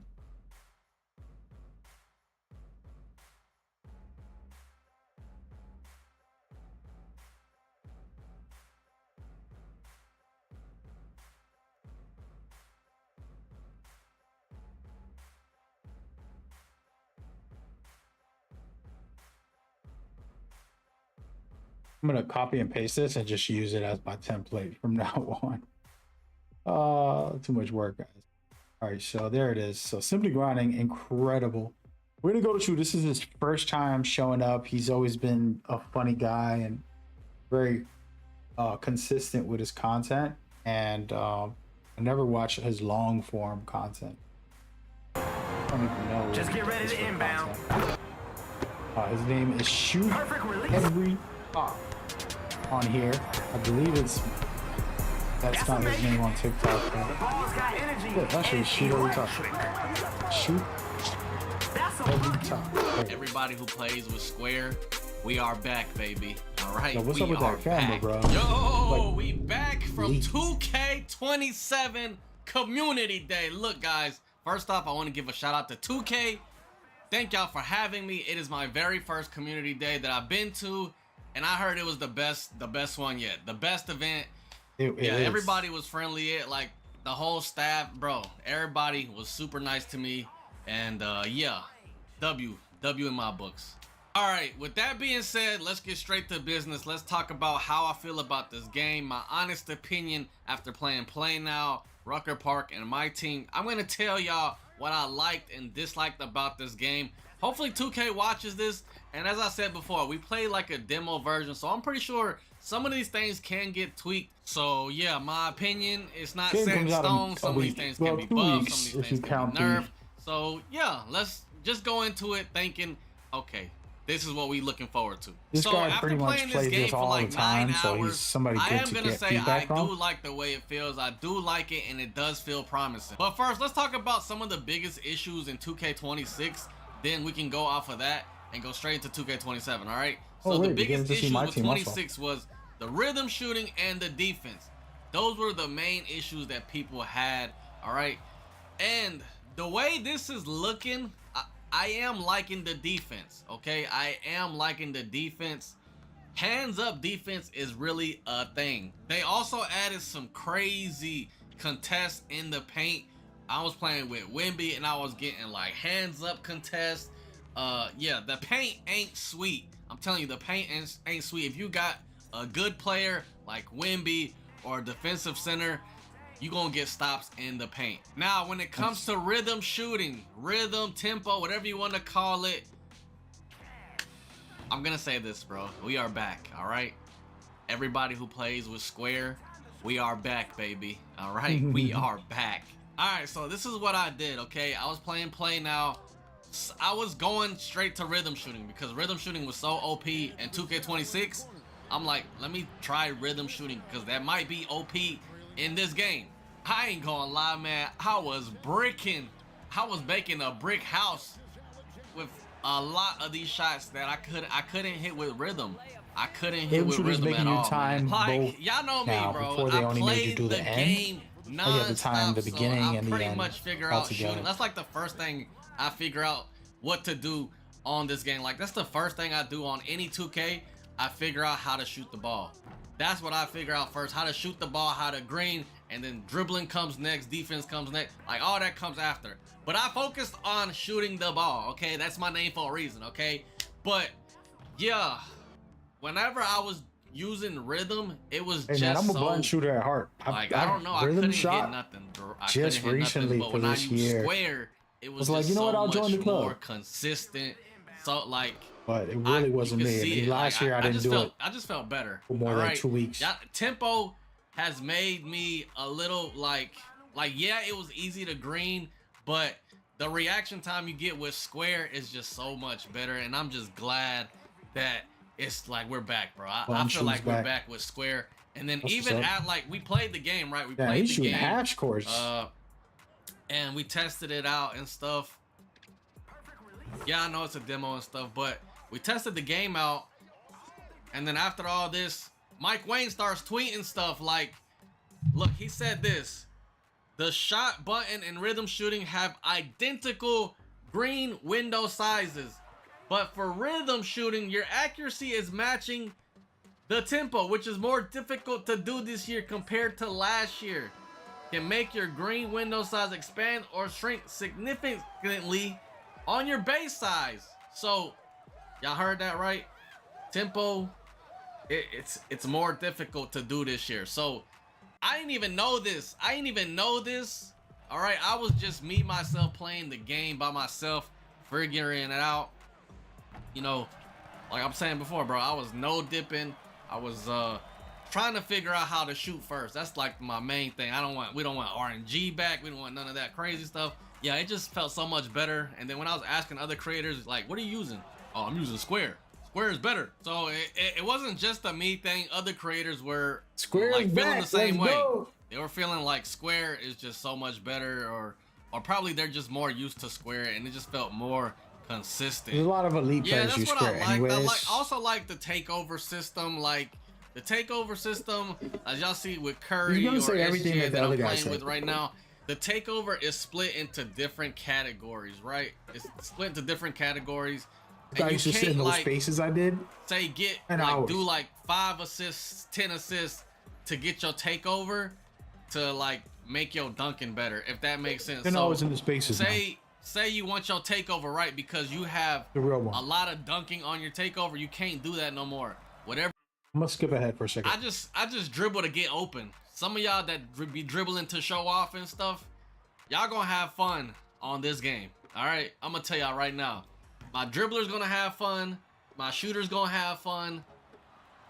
Finishers. Defense, the paint defense, if you have like Wimby or somebody, you gonna be good.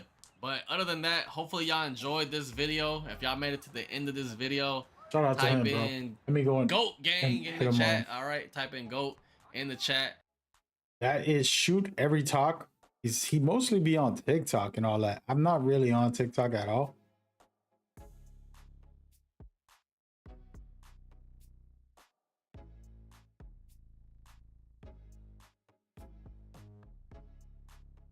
There you go. Just want to show him some love. Gonna go ahead and get back into the subscriptions. Try to find something unique. We've seen a lot of like reviews and it's gonna get repetitive. And so wanting to find somebody with something different, something, you know, really catchy, is helpful. So we want to go look somebody that's gonna do it in a different way. Oh, here he is. Young Dirt. Shout out to Young Dirt, man. Remember when I got an early copy of 2K? He gave me some good advice. He's like, don't do nothing. He didn't know I never leak stuff, but it was very like protective, like, yo, don't do nothing. And I'm like, don't worry, dude. I'm an old head. I don't gotta leak no game ever. Not what I do. You know, I get games early from the companies and sometimes just in general. So I'll say, hey bro, how you doing? What's good? What do you think about the Manet kind of build? Oh, Bobo's interesting. I would think you could probably pop off. Of course, make it good, right? Like, don't make it like him only. You want to have some type of different things that work for the game. They were just saying it right now in the last review. Interior defense is strong if you got a Victor Wembanyama. So make a Bobo, but make it, you know, have strong interior, strong block. Make them maybe dribble if you want to dribble. Different things, you know, maybe have a good three-pointer. I would make one, you know. If I'm trying to make a center, that could be fun. I think you want to be careful and not just rush.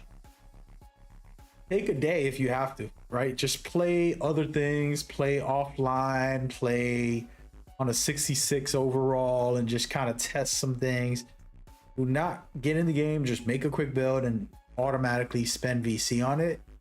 I would say test it thoroughly before anything, you know?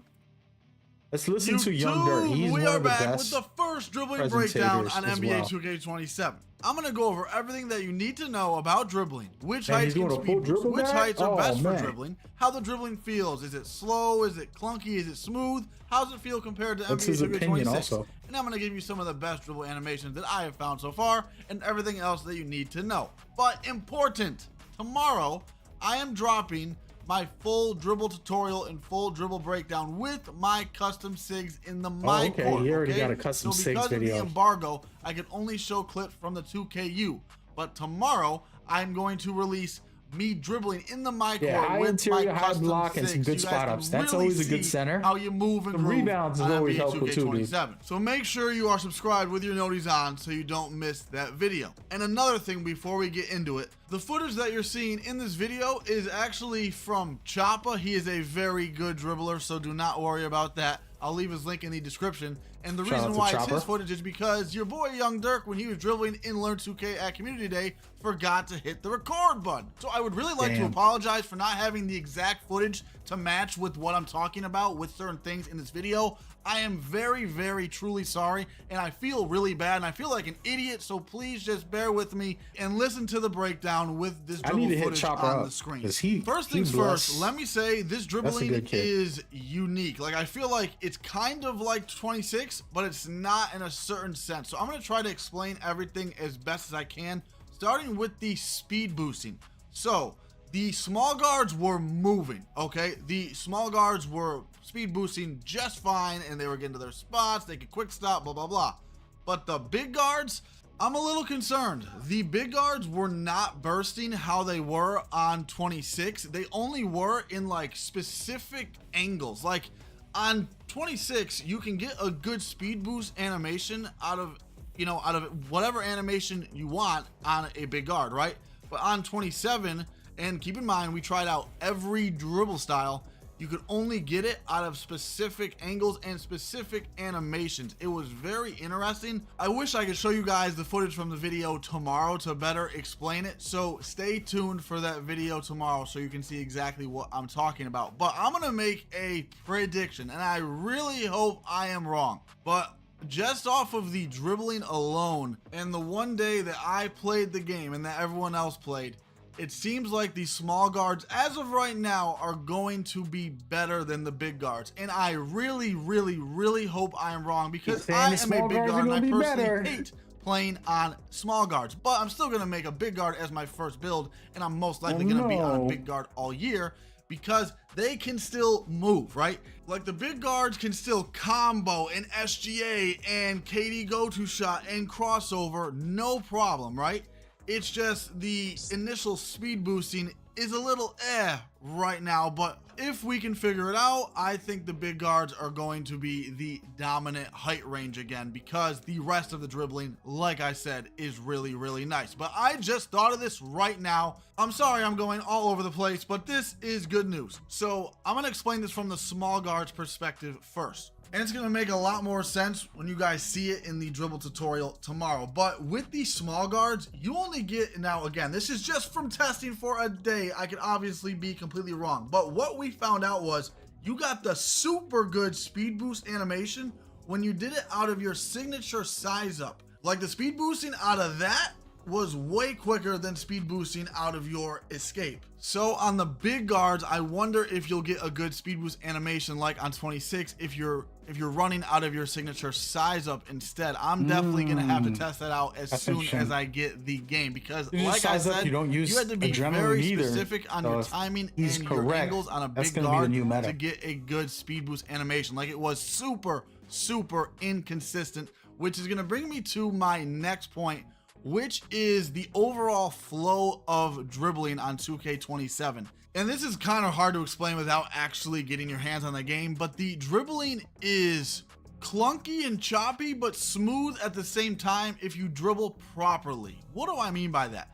I mean that, like, if you rush through your combos and you're not pacing your combos, it's gonna give you moves you don't want.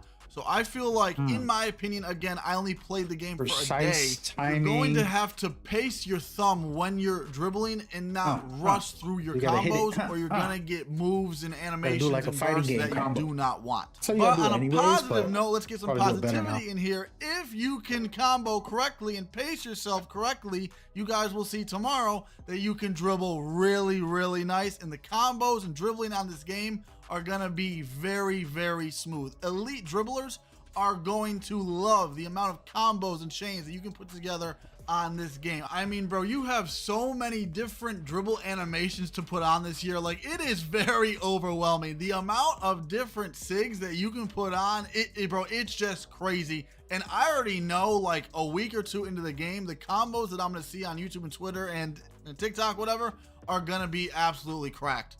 Let's continue with some positivity, and I'm going to tell you guys some good dribble animations that I found. So the Curry escape, that might be the meta on the small guards, not going to lie. As you guys have seen throughout this video, it is very spammable and very, very quick. The Kemba is nice still, of course, but I think I might like the Curry a bit all more. the requirements And then the best dribble style for the small guards of what we tested out was, again, the Ja Morant. And then for the big guards, like I said earlier, it is the Zach LaVine. And continuing with the big guards and some good news, the KD go-to shot, right? If you guys watch me, I abuse that move on 2K26. It is still in the game, and it's actually slightly better. And that's crazy because, in my opinion, and in a lot of people's opinion, if you knew how to use it correctly, the KD go-to shot was the best move in NBA 2K26. It's better because, if you guys remember, the KD go-to shot on 26 was quicker when you did it with your weak hand side, and you could combo out of it and cross out of it faster than your dominant hand side. Well, on 2K27, of what I have tested, and you guys will see tomorrow, it is the same speed in both your dominant and weak hand, so it's going to be even harder to guard and even more OP. So I'm super excited to be using the KD go-to shot day one of NBA 2K27, because I am, like I said, going to be making a big guard for my first build. As far as the other animations, and I know this video has kind of had like a 50-50 type vibe to it, but on the pod, like, I want to end this positively, okay? There's a lot of good animations in this game to what I have tested out. You still have the Jimmy Butler escape. That's good. The Paul George escape, the Kawhi behind the back, the Stephen Curry behind the back. Like, there are still a lot of good moves, bro. There are so many moves to choose from in this game. It is absolutely ridiculous. And real quick, one last thing, just a reminder again, if you want to see me dribbling in the my court with custom animations on a small guard and a big guard, that video is dropping tomorrow. So make sure you hit that subscribe button and turn that notification bell on. You do not want to miss that. Hope you guys enjoyed this video. Apologies again for not getting the... All right, well, this was basically Chopper's footage, but his thoughts were very good.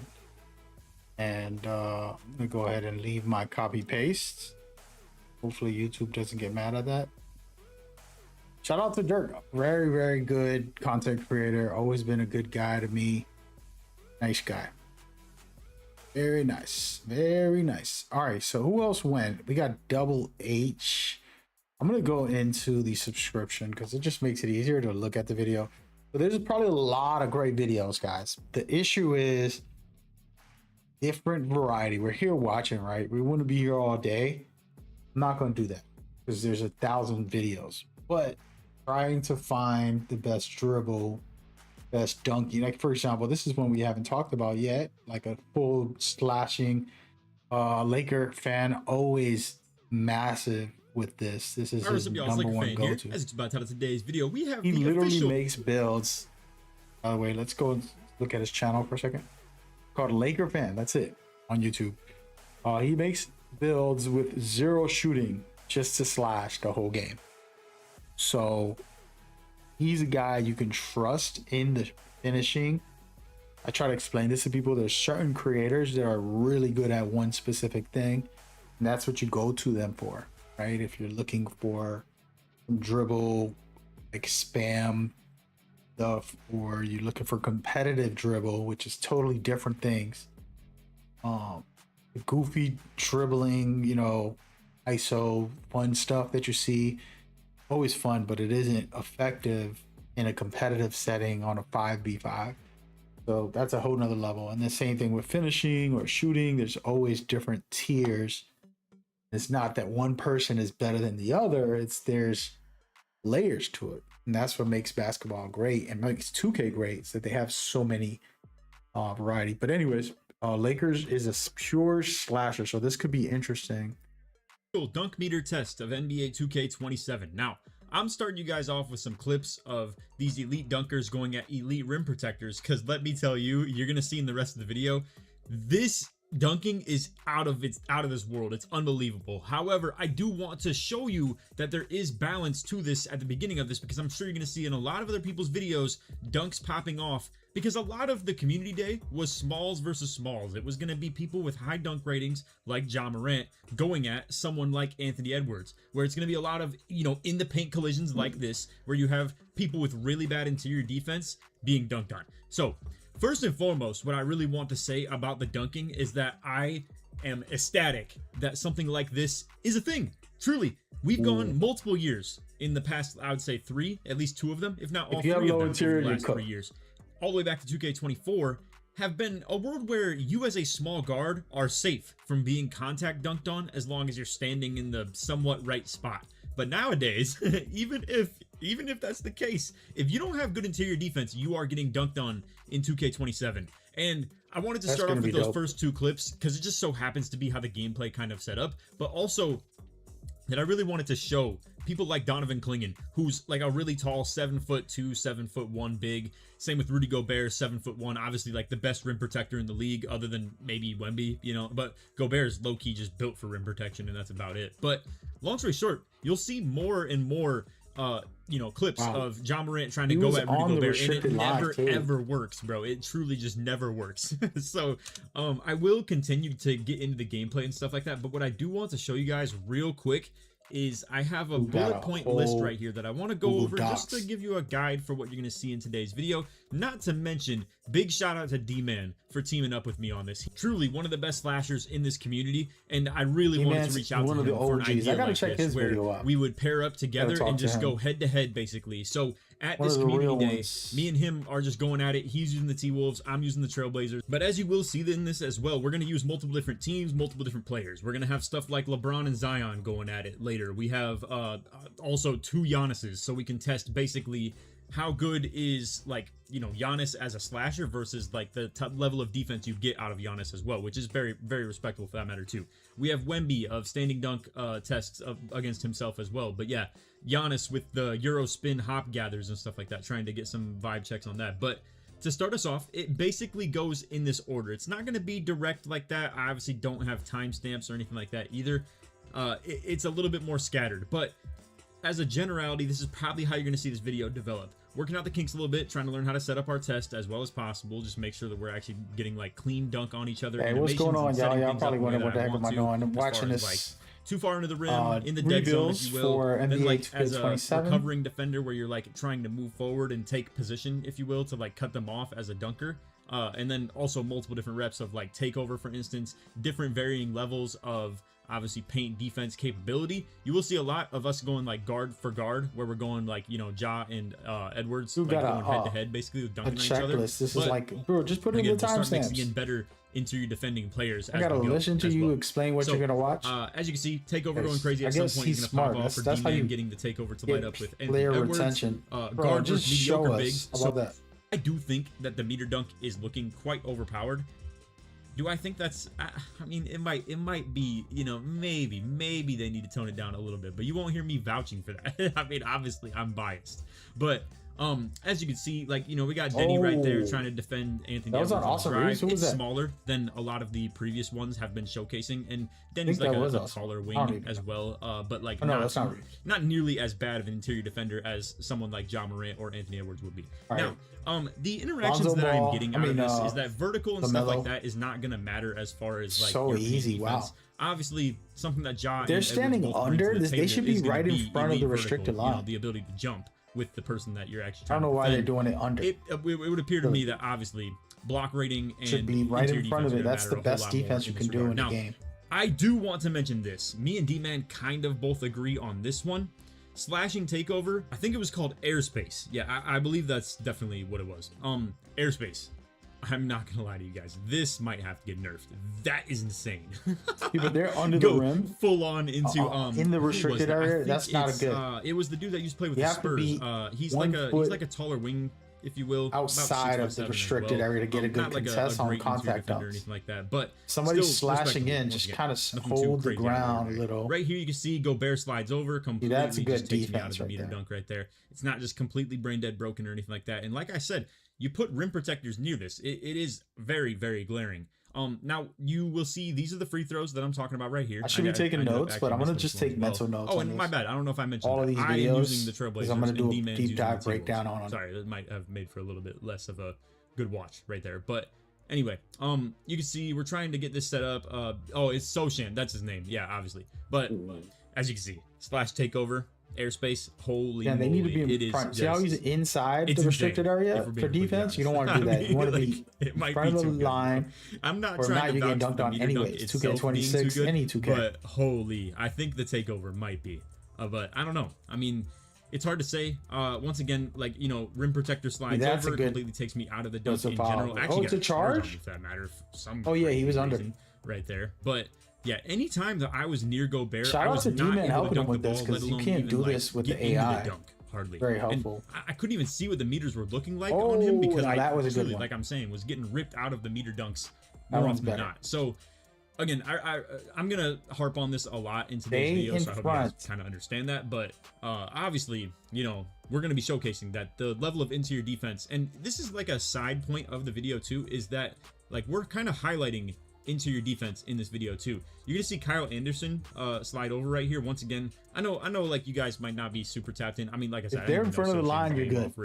You know, obviously I know of him, but in the moment couldn't recall. Not gonna be a some of you guys might not be guaranteed familiar dunk. with Kyle Anderson. Once again, about 6'8", kind of a Or turn forward, into a not foul known as an instead. interior defender, if you will. But as you can see, did make this meter pretty small, all things considered. I full barred this. I don't even know where the green is. It would appear horn isn't going to show the remainder of the bar. Either that or it was just a sliver meter that ended up making right here on the dunk. So that was a tough one.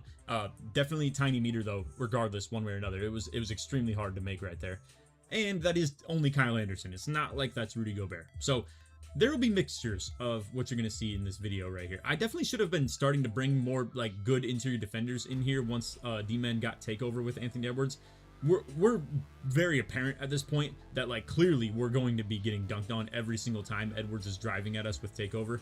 I mean, it's like not even a question. You know what I mean?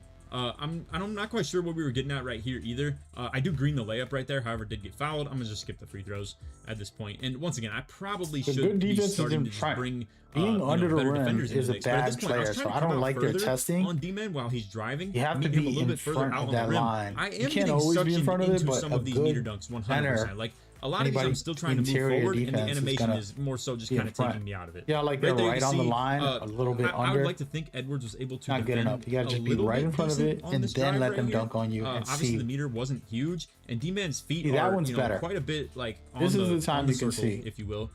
Gets pulled into the meter dunk, as you can see.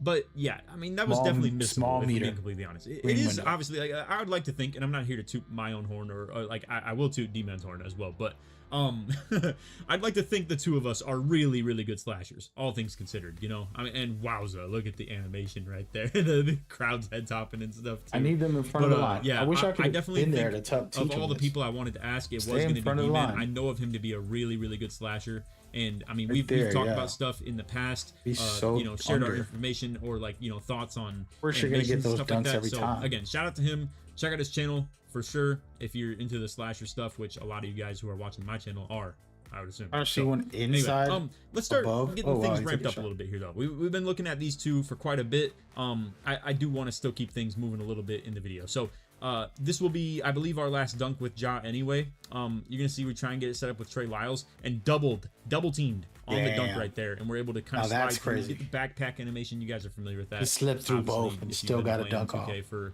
the last couple of years. Oh that my being a God. contact Listen, dunk 2K, animation. bro. Let me get a again, week even with though this these NBA players don't have before you patch specific it. contact dunk animations in their I'm like cool. packages, it is still something that pops off for these players. So you can see me with Soshan try and move out I'm gonna again. have to Once start again, coaching the meter again so is y'all can entirely full. airspace might be broken, bro. Give me my BC, man. But yeah, again, we will be showcasing more than just this in the driving dunks. All right, one last one as far as Ja goes. As you can see right here, we were starting to I'm actually talking to D-Man about how we can start switching the matchups. If you hold A button, it will switch this matchup in the restricted line fully? to just basically put you on whoever that's a you're better closest defensive to. play. You don't want to be already on, so now we can get like the centers inside of if the we ever line. get take You're getting again dunked on. and start sliding the centers over to be able to guard this. If you're going at against this point, me, it feels very apparent if you have takeover, you are touching not going it, to you miss might get dunked on 90% of the time. ever.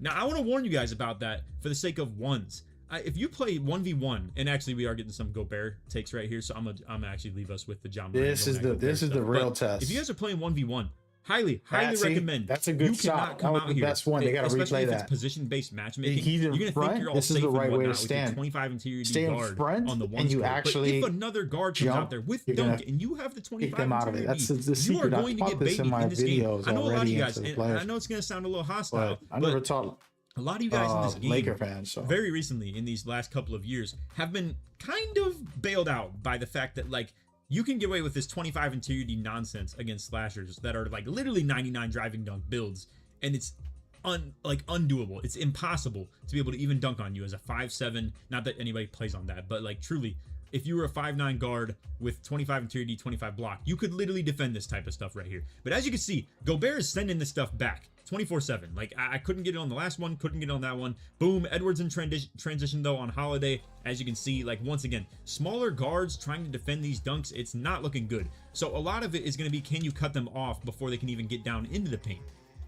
I'm here to tell you right now, I don't think the dribble styles and stuff like that were that good, but I don't know if that's something I can really go into in this video currently, so I'm not going to dive into that too much more. It might be hard to get yourself open on the drives, in my opinion.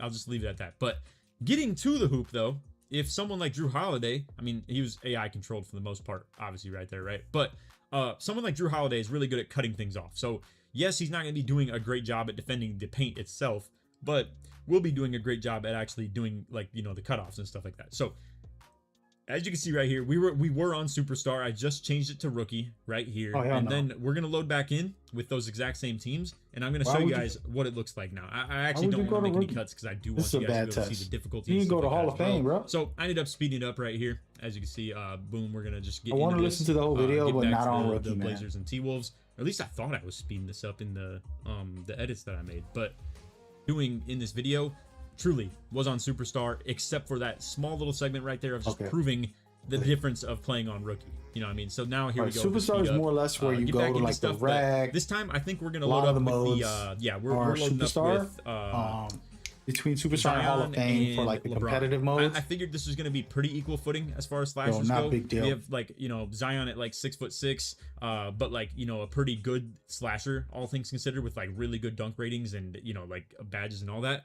I don't know what they have done to LeBron's dunk ratings as he's a 91 overall now, but you'd have to assume his dunk rating's got to be at least still pretty decent. Not to mention, still have like pretty good badges for all that stuff too. So we're just gonna go at each other. Zion versus LeBron. Now you can see LeBron gets taken out of a dunk animation and gets Zion into a layup. and LeBron, pretty like glidey, I will say. And again, Mike did this mention test that, is done right. They have to like be in front of the restricted line, layups right into there. like, you know, area that it That's was like good makeable. defense. I get He had taken turned out his of dunk a into a layup layup entirely right there. But Zion does have Hall of Fame physical finisher.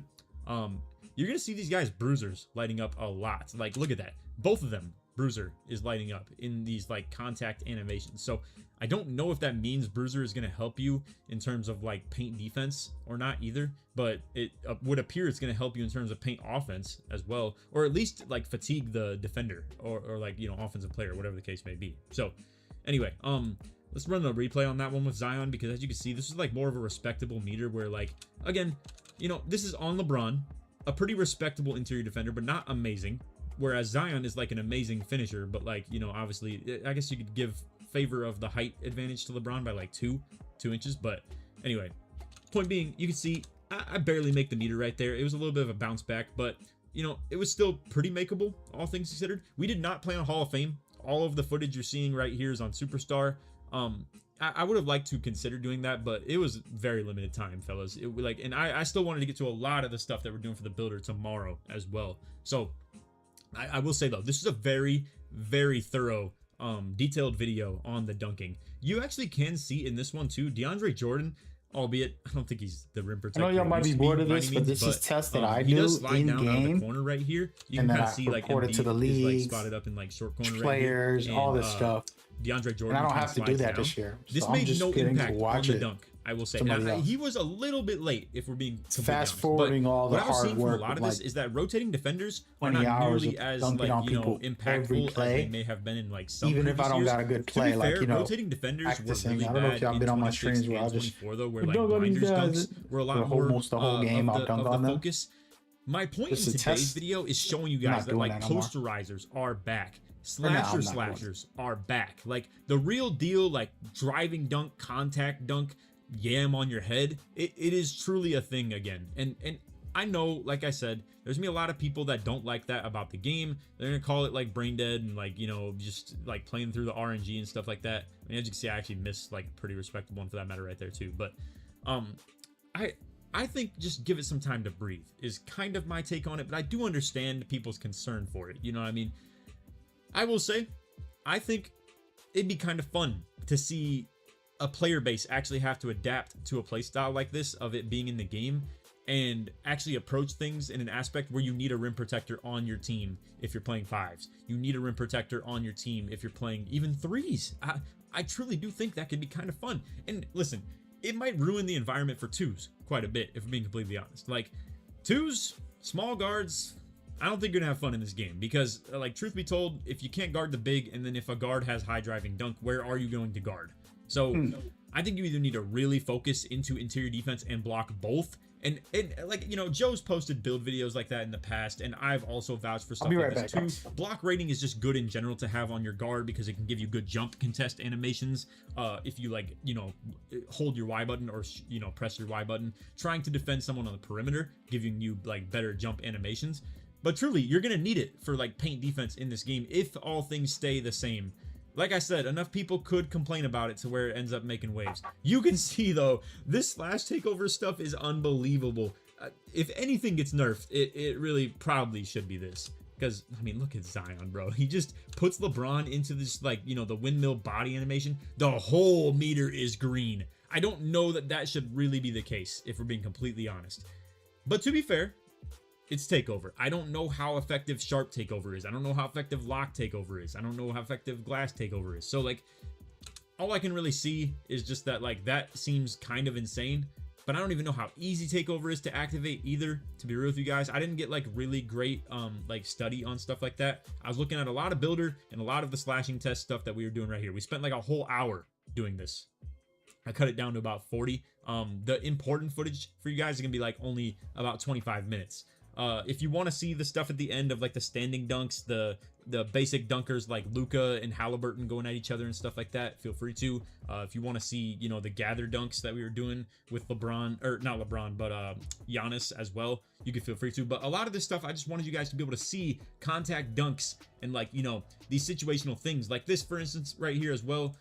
This was me trying to run at D-Man from like a distance. I don't know what this takeover is for LeBron. I'm thinking it's playmaking takeover.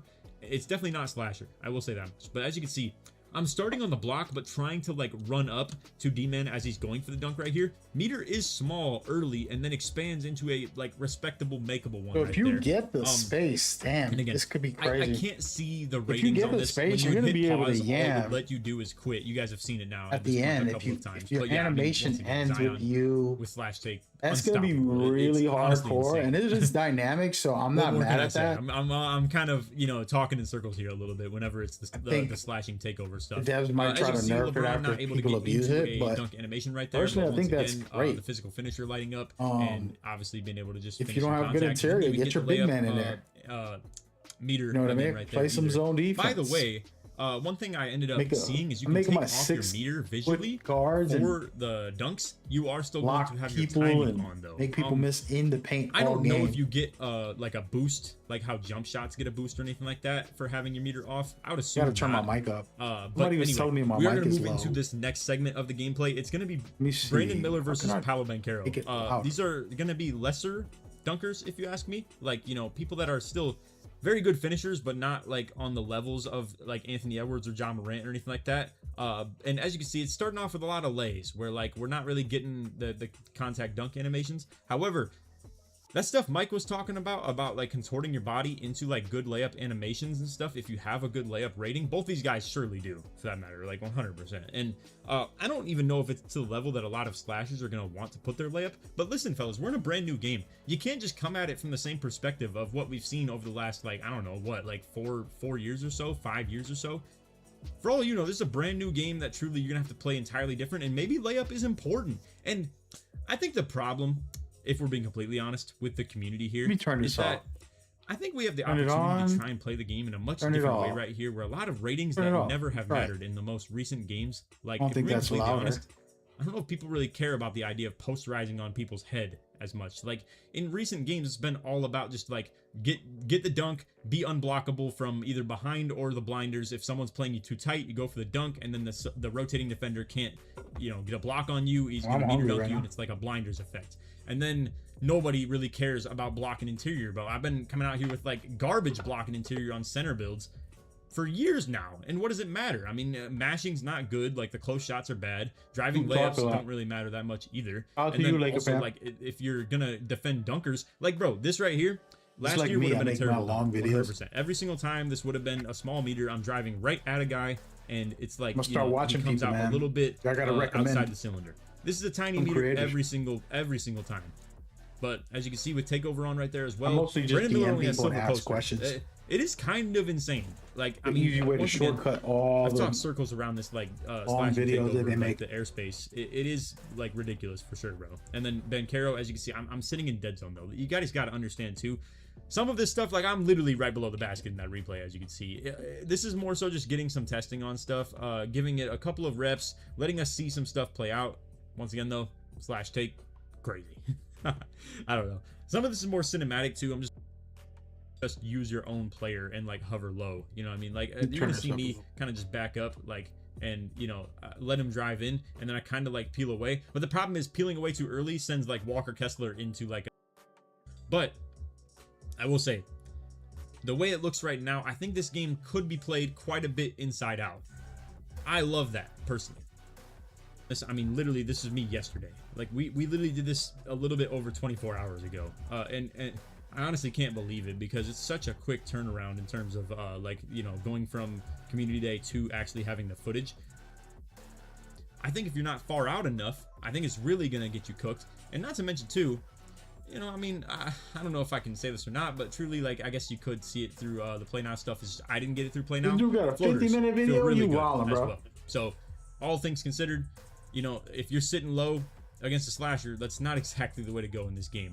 Oh, definitely. That's what I've been saying this whole time now. But yeah, I mean, a lot of this stuff, like, you are seeing Giannis completely dominate himself as far as like the defensive, or you know, like, I mean, this stuff is going pretty hard. Really fast right there, as you can see. It was about like a half bar as far as the event. Could have been a 10-minute video. Truth be told, with the summary, I think rim protectors are just here, bro. Like you can see all these reps of Wemby versus Wemby, or Giannis versus Giannis, or you know, obviously we had, and once again, another some time to lab it personally, is kind of fluke in comparison to being good at now, because I did it not in the Play Now, or like anything to do with like this first day embargo.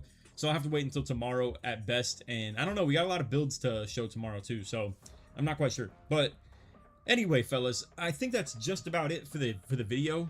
We didn't do anything else other than what we've showcased here, but a lot of this was pretty thorough information. I have to shout out D-Man one more time too.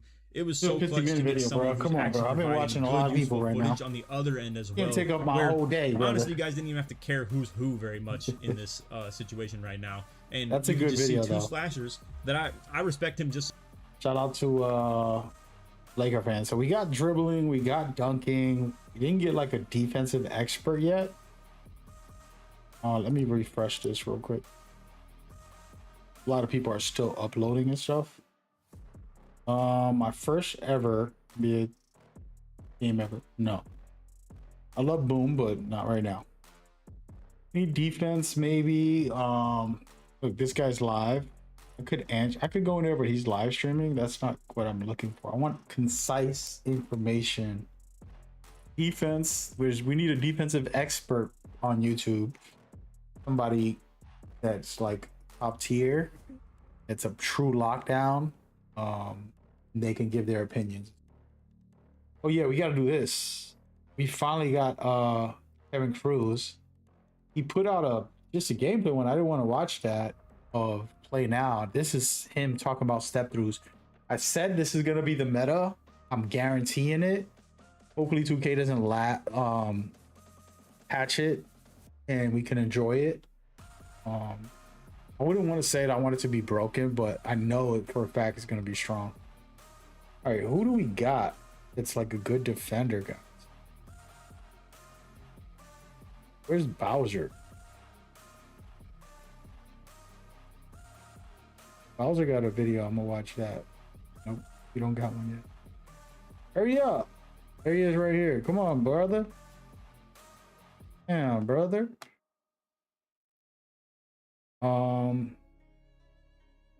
Yeah, that's crazy. He didn't put out a video yet. Maybe he did. I'm just not seeing it. Hold on. Let's just. What's the other guy that's streaming that I just mentioned? Swag. Let's look at Swag. Swag and Bowser, two of my favorite defenders. I don't know if they put out videos. Nope. Come on, bro. That's like both of them. Did they go? I thought they went. Curry. So I think the new step He launches. Oh my god. Yeah, these step throughs are gonna be crazy. So Kevin Cruz is the guy that people try to compare me to sometimes as far as his commentary. When I'm on my chill mode, he kind of got that like, yeah, yo, like he's from Hawaii vibe. I'm not a Hawaii guy, I'm a New Yorker, but I do make videos sometimes where I'm just chilling in the cruise control mode and I record. So I love it when my viewers always mention him. They're like, yo man, you remind me of Kevin Cruz, you know that guy? I'm like, yeah, he's cool. So we're gonna see what this step through is. I've said this is overpowered and I'm hoping he demonstrates it in a way that makes the whole community want to make builds like that. Told y'all I might make a post score. Y'all get me the VC in 2K. I need the game and I need 700k VC so we could make these post score builds. First build. And a lot of people that are into these creative moves. What is wrong with his mic? Booker. And I really enjoy putting this to good use. I've had limited time with it to really get used to the system and figure things out, but while they are fun, there are still a number of things you'll have to look out for. So we'll break everything down from how to perform these moves, gonna be overpowered. when you might want to use them, and what to avoid in order to not act a fool. So basically, after I just want to see all the pump animations. faking, push the right stick in 5 different directions. It's usually diagonal and towards the basket, diagonal and away from the basket, or to the left and to the right. That spin is gonna be so you will crazy. Get different types of step throughs and you don't have to shoot either. You could just pass. So in this situation right here, I'm able to step through to my left. So But one thing I want you to observe right here is that this is a proper use of the step through. I use the right stick input to move away from my defender. Let's zoom in on this right here. There are no shading indicators lit, which means this is not a contested shot. What you'll see after I land is that you will see new shading indicators with different colors with them. If they are white, that means it's an uncontested shot. See those 2 white lines right there? That means it's uncontested. This means that I use the move perfectly to its full potential, using it properly to remain uncontested. This also gives you a new insight on how contests are communicated in the game. There wasn't an option to turn on a lot of more the detailed contests because of some limitations in the build. But as you can see right here, I execute the same move. And what you'll notice is that Jason Tatum actually kept pace with LeBron. LeBron shooting with his right hand here. Jason Tatum's hand is slightly near the ball. It's not there, and what you'll see once LeBron lands is that there is an orange contest. You can't fully see how many bars that is, but that means this is a when he was on the properly side, contested so it's not shot. as effective. But take a look at this clip right here. I choose the wrong direction with Jokic stepping through towards my defender. Walker Kessler didn't even need to jump, and that was a red contest, meaning it's a tightly contested shot. So this is all against AI. It's going to be so much easier against players. Players don't know how to guard post scores. Super important. Anytime I Another do thing, post scoring, these it's a step-through joke. Dude's just animations are jumping 3 telegraphed. times All every right, play, and I'm like, I feel like Jalen. unless they're like I a feel like hardcore I beat my lockdown, defender right there, but he was still able he to will be catch up scrambling. and get an orange contest as a result. Choosing the wrong direction in which you step through is going to be really costly and a game of high risk and high reward. Here, I step through with my left hand hook shot for SGA, still contested. But what you can see right here is that you are able to shoot through contests similar to how you do it with your moving shots through badge activations. Now, there's a specific badge meant for these step-through animations, but there are also other badges that stack. These are your dead eyes, your smooth operator, what is equivalent to your shifty shooter, for example, and you'll be needing these badges because, as you can see right here, even though I generated space, probably should have shot it, I went for a step and that through. was Look a at the distance small window. and the quickness in This how video that is really green good at window showing really the narrowed. You're contest gonna in the have to green have window. these badges if you're going to make this an integral part of your game. There was Yeah, a we're gonna have big to gap with make a shooting step true throughs with score. SGA, Like, SGA could versus definitely Chet cook up. Holmgren or J-Dub. So it's basically trying to figure out what you can get away with your ratings, your height, your Yeah, the audio attributes, keeps not messing up. who you're Against going Booker. up against. Because here right here, even though Misses Luka is off We the didn't playing get left. any sleep. he was still able to contest Outside that. Booker. LaMelo is a cone, but there was way more distance right there to make that shot a little bit more effective.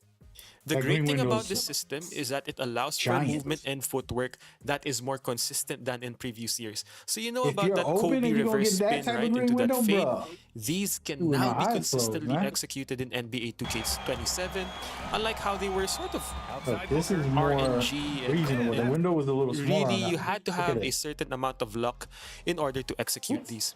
But the main thing you have to look out for is you have to look out for the footwork. Your footwork must be in a way that is planted so that you can spin the opposite direction. Alright, the next thing you need to know is that basically, if you can pump fake out of a shot, you can step through out of them. That includes your go-to shots, your step back jumpers, your post hop shots, for example, your post shimmy fades. A lot of your inside post work Yeah, we gonna can go also crazy with be comboed with step throughs, but Damn, for a bro. lot more situations headed towards the basket, I find that up and unders are activated more compared to step throughs. So if you are a big post-up guy, this is one of the ways 2K27 opens up the post game a little bit more.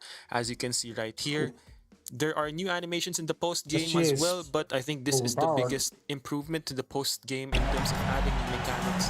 I also like to use this to foul drift. Butler against Jimmy Butler, Jones. he's one of his favorite moves, got your He lead. left some of the audio for the game on in a couple There's a clips. lot of utility and a lot of use for these up and unders, especially if you got players jumping. So the only direction you shouldn't push out of these up and unders is directly down on the right stick. That will just lead you to execute one of these jumpers out of your pump fakes. So the Courtside Report blog basically says 5 different directions. The other thing you also don't want to do is executing this without a dribble move first. What you'll probably execute is an escape dribble hop jumper, as you can see right here. But of course, that's also a So you can't do different it off way of to execute sort of triple an threat. escape, which is what a step through is supposed to do. So also the other thing you'll notice is that a lot of these animations are generic animations. There isn't a lot of variety in the animations that you get.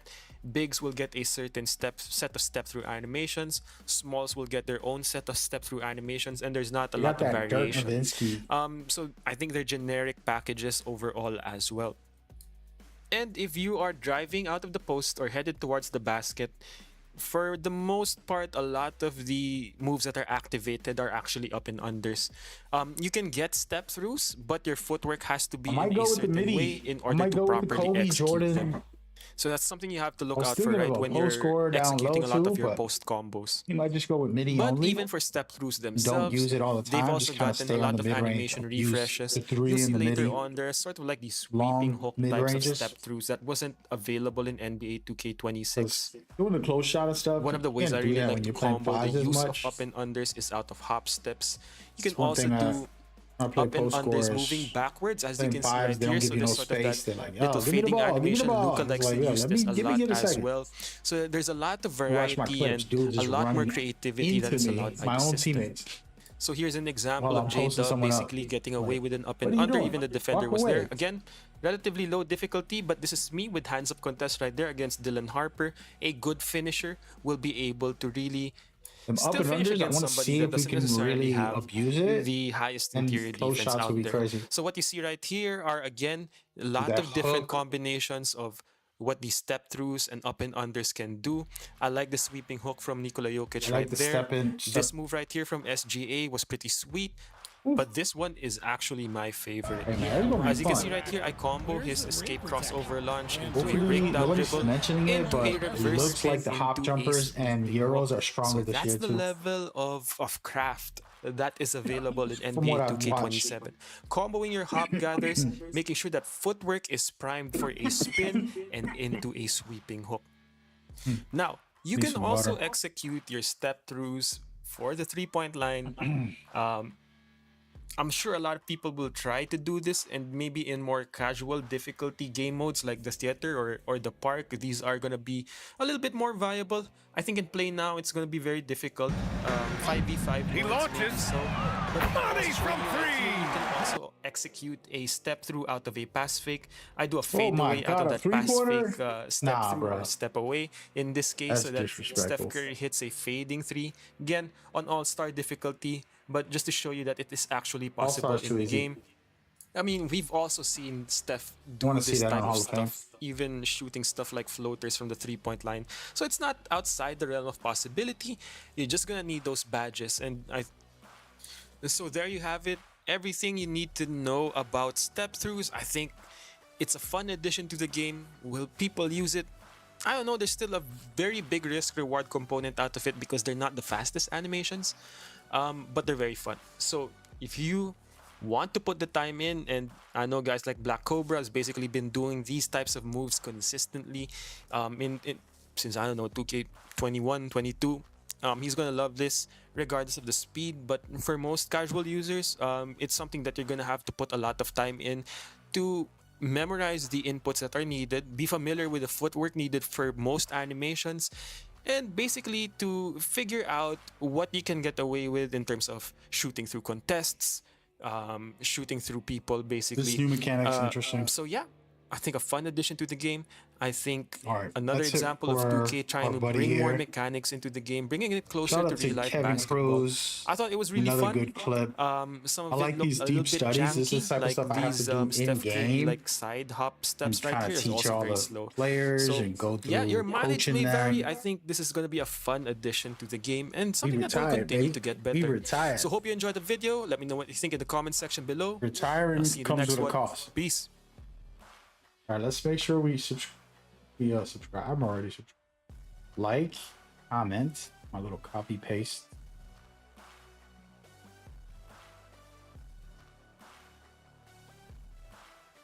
That was a great video because it was very detailed on what I needed to know for step throughs.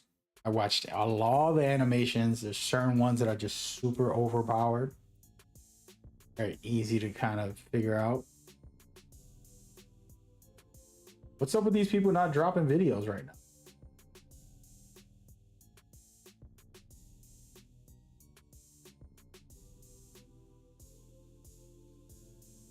The people I want to drop videos for defense is not dropping. Let me refresh actually. Need defensive players. I've seen everything offensively so far. A lot of it makes sense. So he made a K. He has a KD. Kevin again, damn.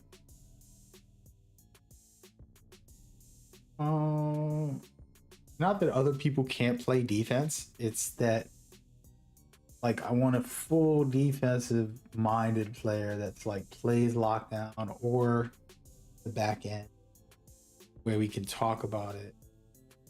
Two people are not putting up videos yet. They're on their live stream. Whack. Is what it is. Yeah, I think we're good, guys. We got most of the information we needed. Really not much else. We just need one more defensive player. Break down the defense. best as possible. So we don't got it. We don't.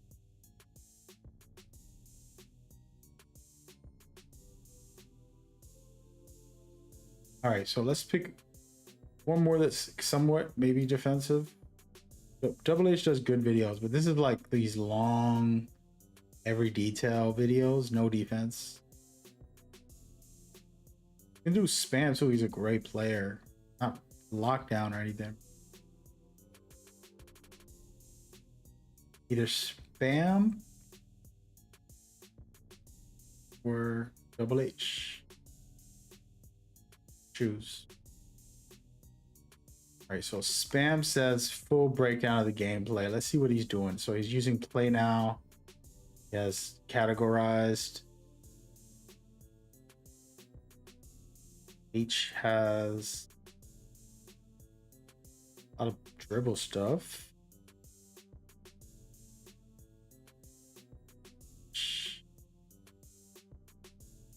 Using a lot of people's footage. Right here.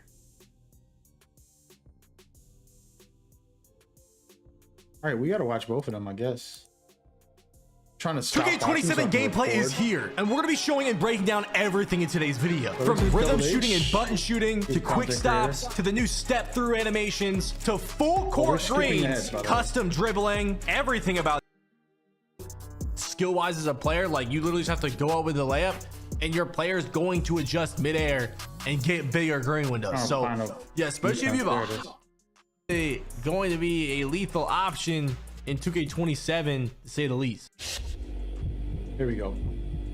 Defense in 2K27. Well, you know, you can't really see the contests in the gameplay because the settings wouldn't change, but the contests are not percent. They're like, it was like semi-open, open, solid contest, heavy contest.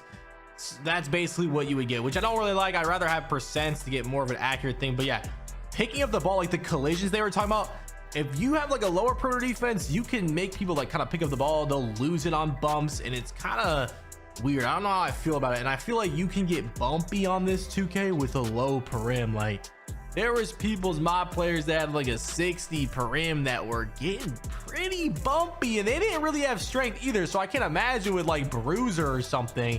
Now when it comes to steals, honestly, there really wasn't no blitzes. Like, I don't know what 2K is doing. Like, we gotta have blitzes. Lanes, I couldn't really tell just because, you know, obviously CPU versus CPU, and I didn't really play enough user on user, you know, because a lot of them were ones. So there obviously no lanes as ones. So I couldn't really tell you much about lanes. Plucks aren't really in the game. They gotta add blitzes, man, because that's bad. Paint defense, if you had a high interior, you could get some crazy block animations, some crazy like paint defensive animations too, where like you kind of suck them into like a crazy defensive animation. Pause. But if you have a low interior defense, like you getting yammed on, you know, so it ain't gonna be looking too good for you. And then besides that, that right stick defense that they were talking about, where you have like aggressive contest, right stick down is like conservative, whatever. Yeah, I ain't gonna lie, don't use that shit. That shit is actually awful. They need to get a patch on that ASAP, because if you touch your right stick on defense, say goodbye. You getting blown by, you getting cooked. Okay, it's not gonna be looking good for you. Okay, I don't really have a lot of clips of that to show, but I'm telling you right now, if you touched your right stick on defense, you are going to move like Franklin the Turtle, and you are going to get scored on. That needs to be patched immediately. I was really hoping that defense was going to be kind of crazy. Now, paint defense can be good if you have it upgraded. Sure, I was seeing some good blocks too, but we need better blitz steals. We need more steals, and that right stick defense got to be adjusted. Now, the contest system. They were playing the AI. Mike Wayne just mentioned, and right now today, after they already made up their videos, he just mentioned that actually AI, you can't steal from them where you could steal from players. Players are not protected. AI is. So when you play against AI, you're not going to be 2K27 early, and this is my full gameplay breakdown. Look, I'm gonna be honest, it's so many things to talk about. I'm gonna just get straight into it. Oh my goodness. Interior defense. Let's just read his highlights here. It says interior defense isn't good. That's the exact opposite what 3 people just said. Reach at a good time, opponent will pick up the ball. Okay. Blocks are insane. AI defense is amazing. Hands up mechanic makes it harder to play defense. And that's true. Can't move as fast. You have your hands up in the game. I gotta test it in real life. I feel like I can move pretty fast with my. Gotta do a test. And he says, play defense. Lane steals, blitz steals, pluxies are hard to get. So again, you're playing against the AI. So you can't take any of this stuff official right now, unfortunately. Is what it is, folks. Let me go and put a video quick. Camera back. What's up? Trying to get back to normal, guys. So we watched a lot. Shout out to every creator that I just talked about. This is just a watch party, I guess we call it that. But yeah, here's my recap of what we just saw. Yeah, first of all, the creators do not know for sure what the game is like against other players as much. So it's a different game because Mike Wayne just confirmed it. The speed is slower offline. You can't steal as much. Stealing is protected from for the AI, but against players it's not going to be protected. And then finishing is super strong for dunks and layups. But blocks is good if you have high interior and you're tall. Then shooting seems, I would say, a little harder, but it's gonna be pretty much standard. Hopefully they don't do any crazy RNG stuff in there, but that's kind of where I'm at with that.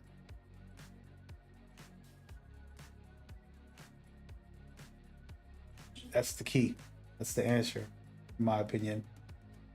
And that's a general breakdown. I'm gonna do a full video and kind of going through all of the key things. We lock in for. I'll probably record it right now if I get a chance. I gotta take a meeting. But I think we gave y'all what, 2 hours, 3 hours stream. A lot of good videos. Some really good stuff that I think can be useful. Still much to learn and go and like figure out. Good stuff. And I think everything I learned kind of just confirmed that this game is better than last year in a lot of ways. Gameplay wise, mechanics, functions, and that's important. So we'll see. We will see. Outside of that, just cooling, baby. We'll be back. Excuse me. We'll be back. Maybe tonight if I get a chance. I got a lot of stuff I needed to do. And I gotta take a phone call and then work on something, and then I'll probably stream again tonight, maybe. Just wanting to play video games. I haven't played video games all summer. Played a little bit. Every time you see me stream is when I play it. I pretty much haven't played as much. Just been doing other stuff. We'll be back. We'll be back. Yeah. I'm excited. Now I know about the gameplay. I know enough to know, like, okay, see where it's at, see where we stand for this year. All we got to do now is figure out builds tomorrow. I'm going to do a big stream tomorrow and basically show off all the best builds I can do. And since I'm not doing league stuff, I'm just gonna stream everything and then also share it on social media. Everybody can use it. Y'all not paying me to be your coach. I'm not a gatekeeper anyways. I still shared a lot of stuff every time I get it. So yeah, but that's good stuff. I think we know enough to know the game is certified.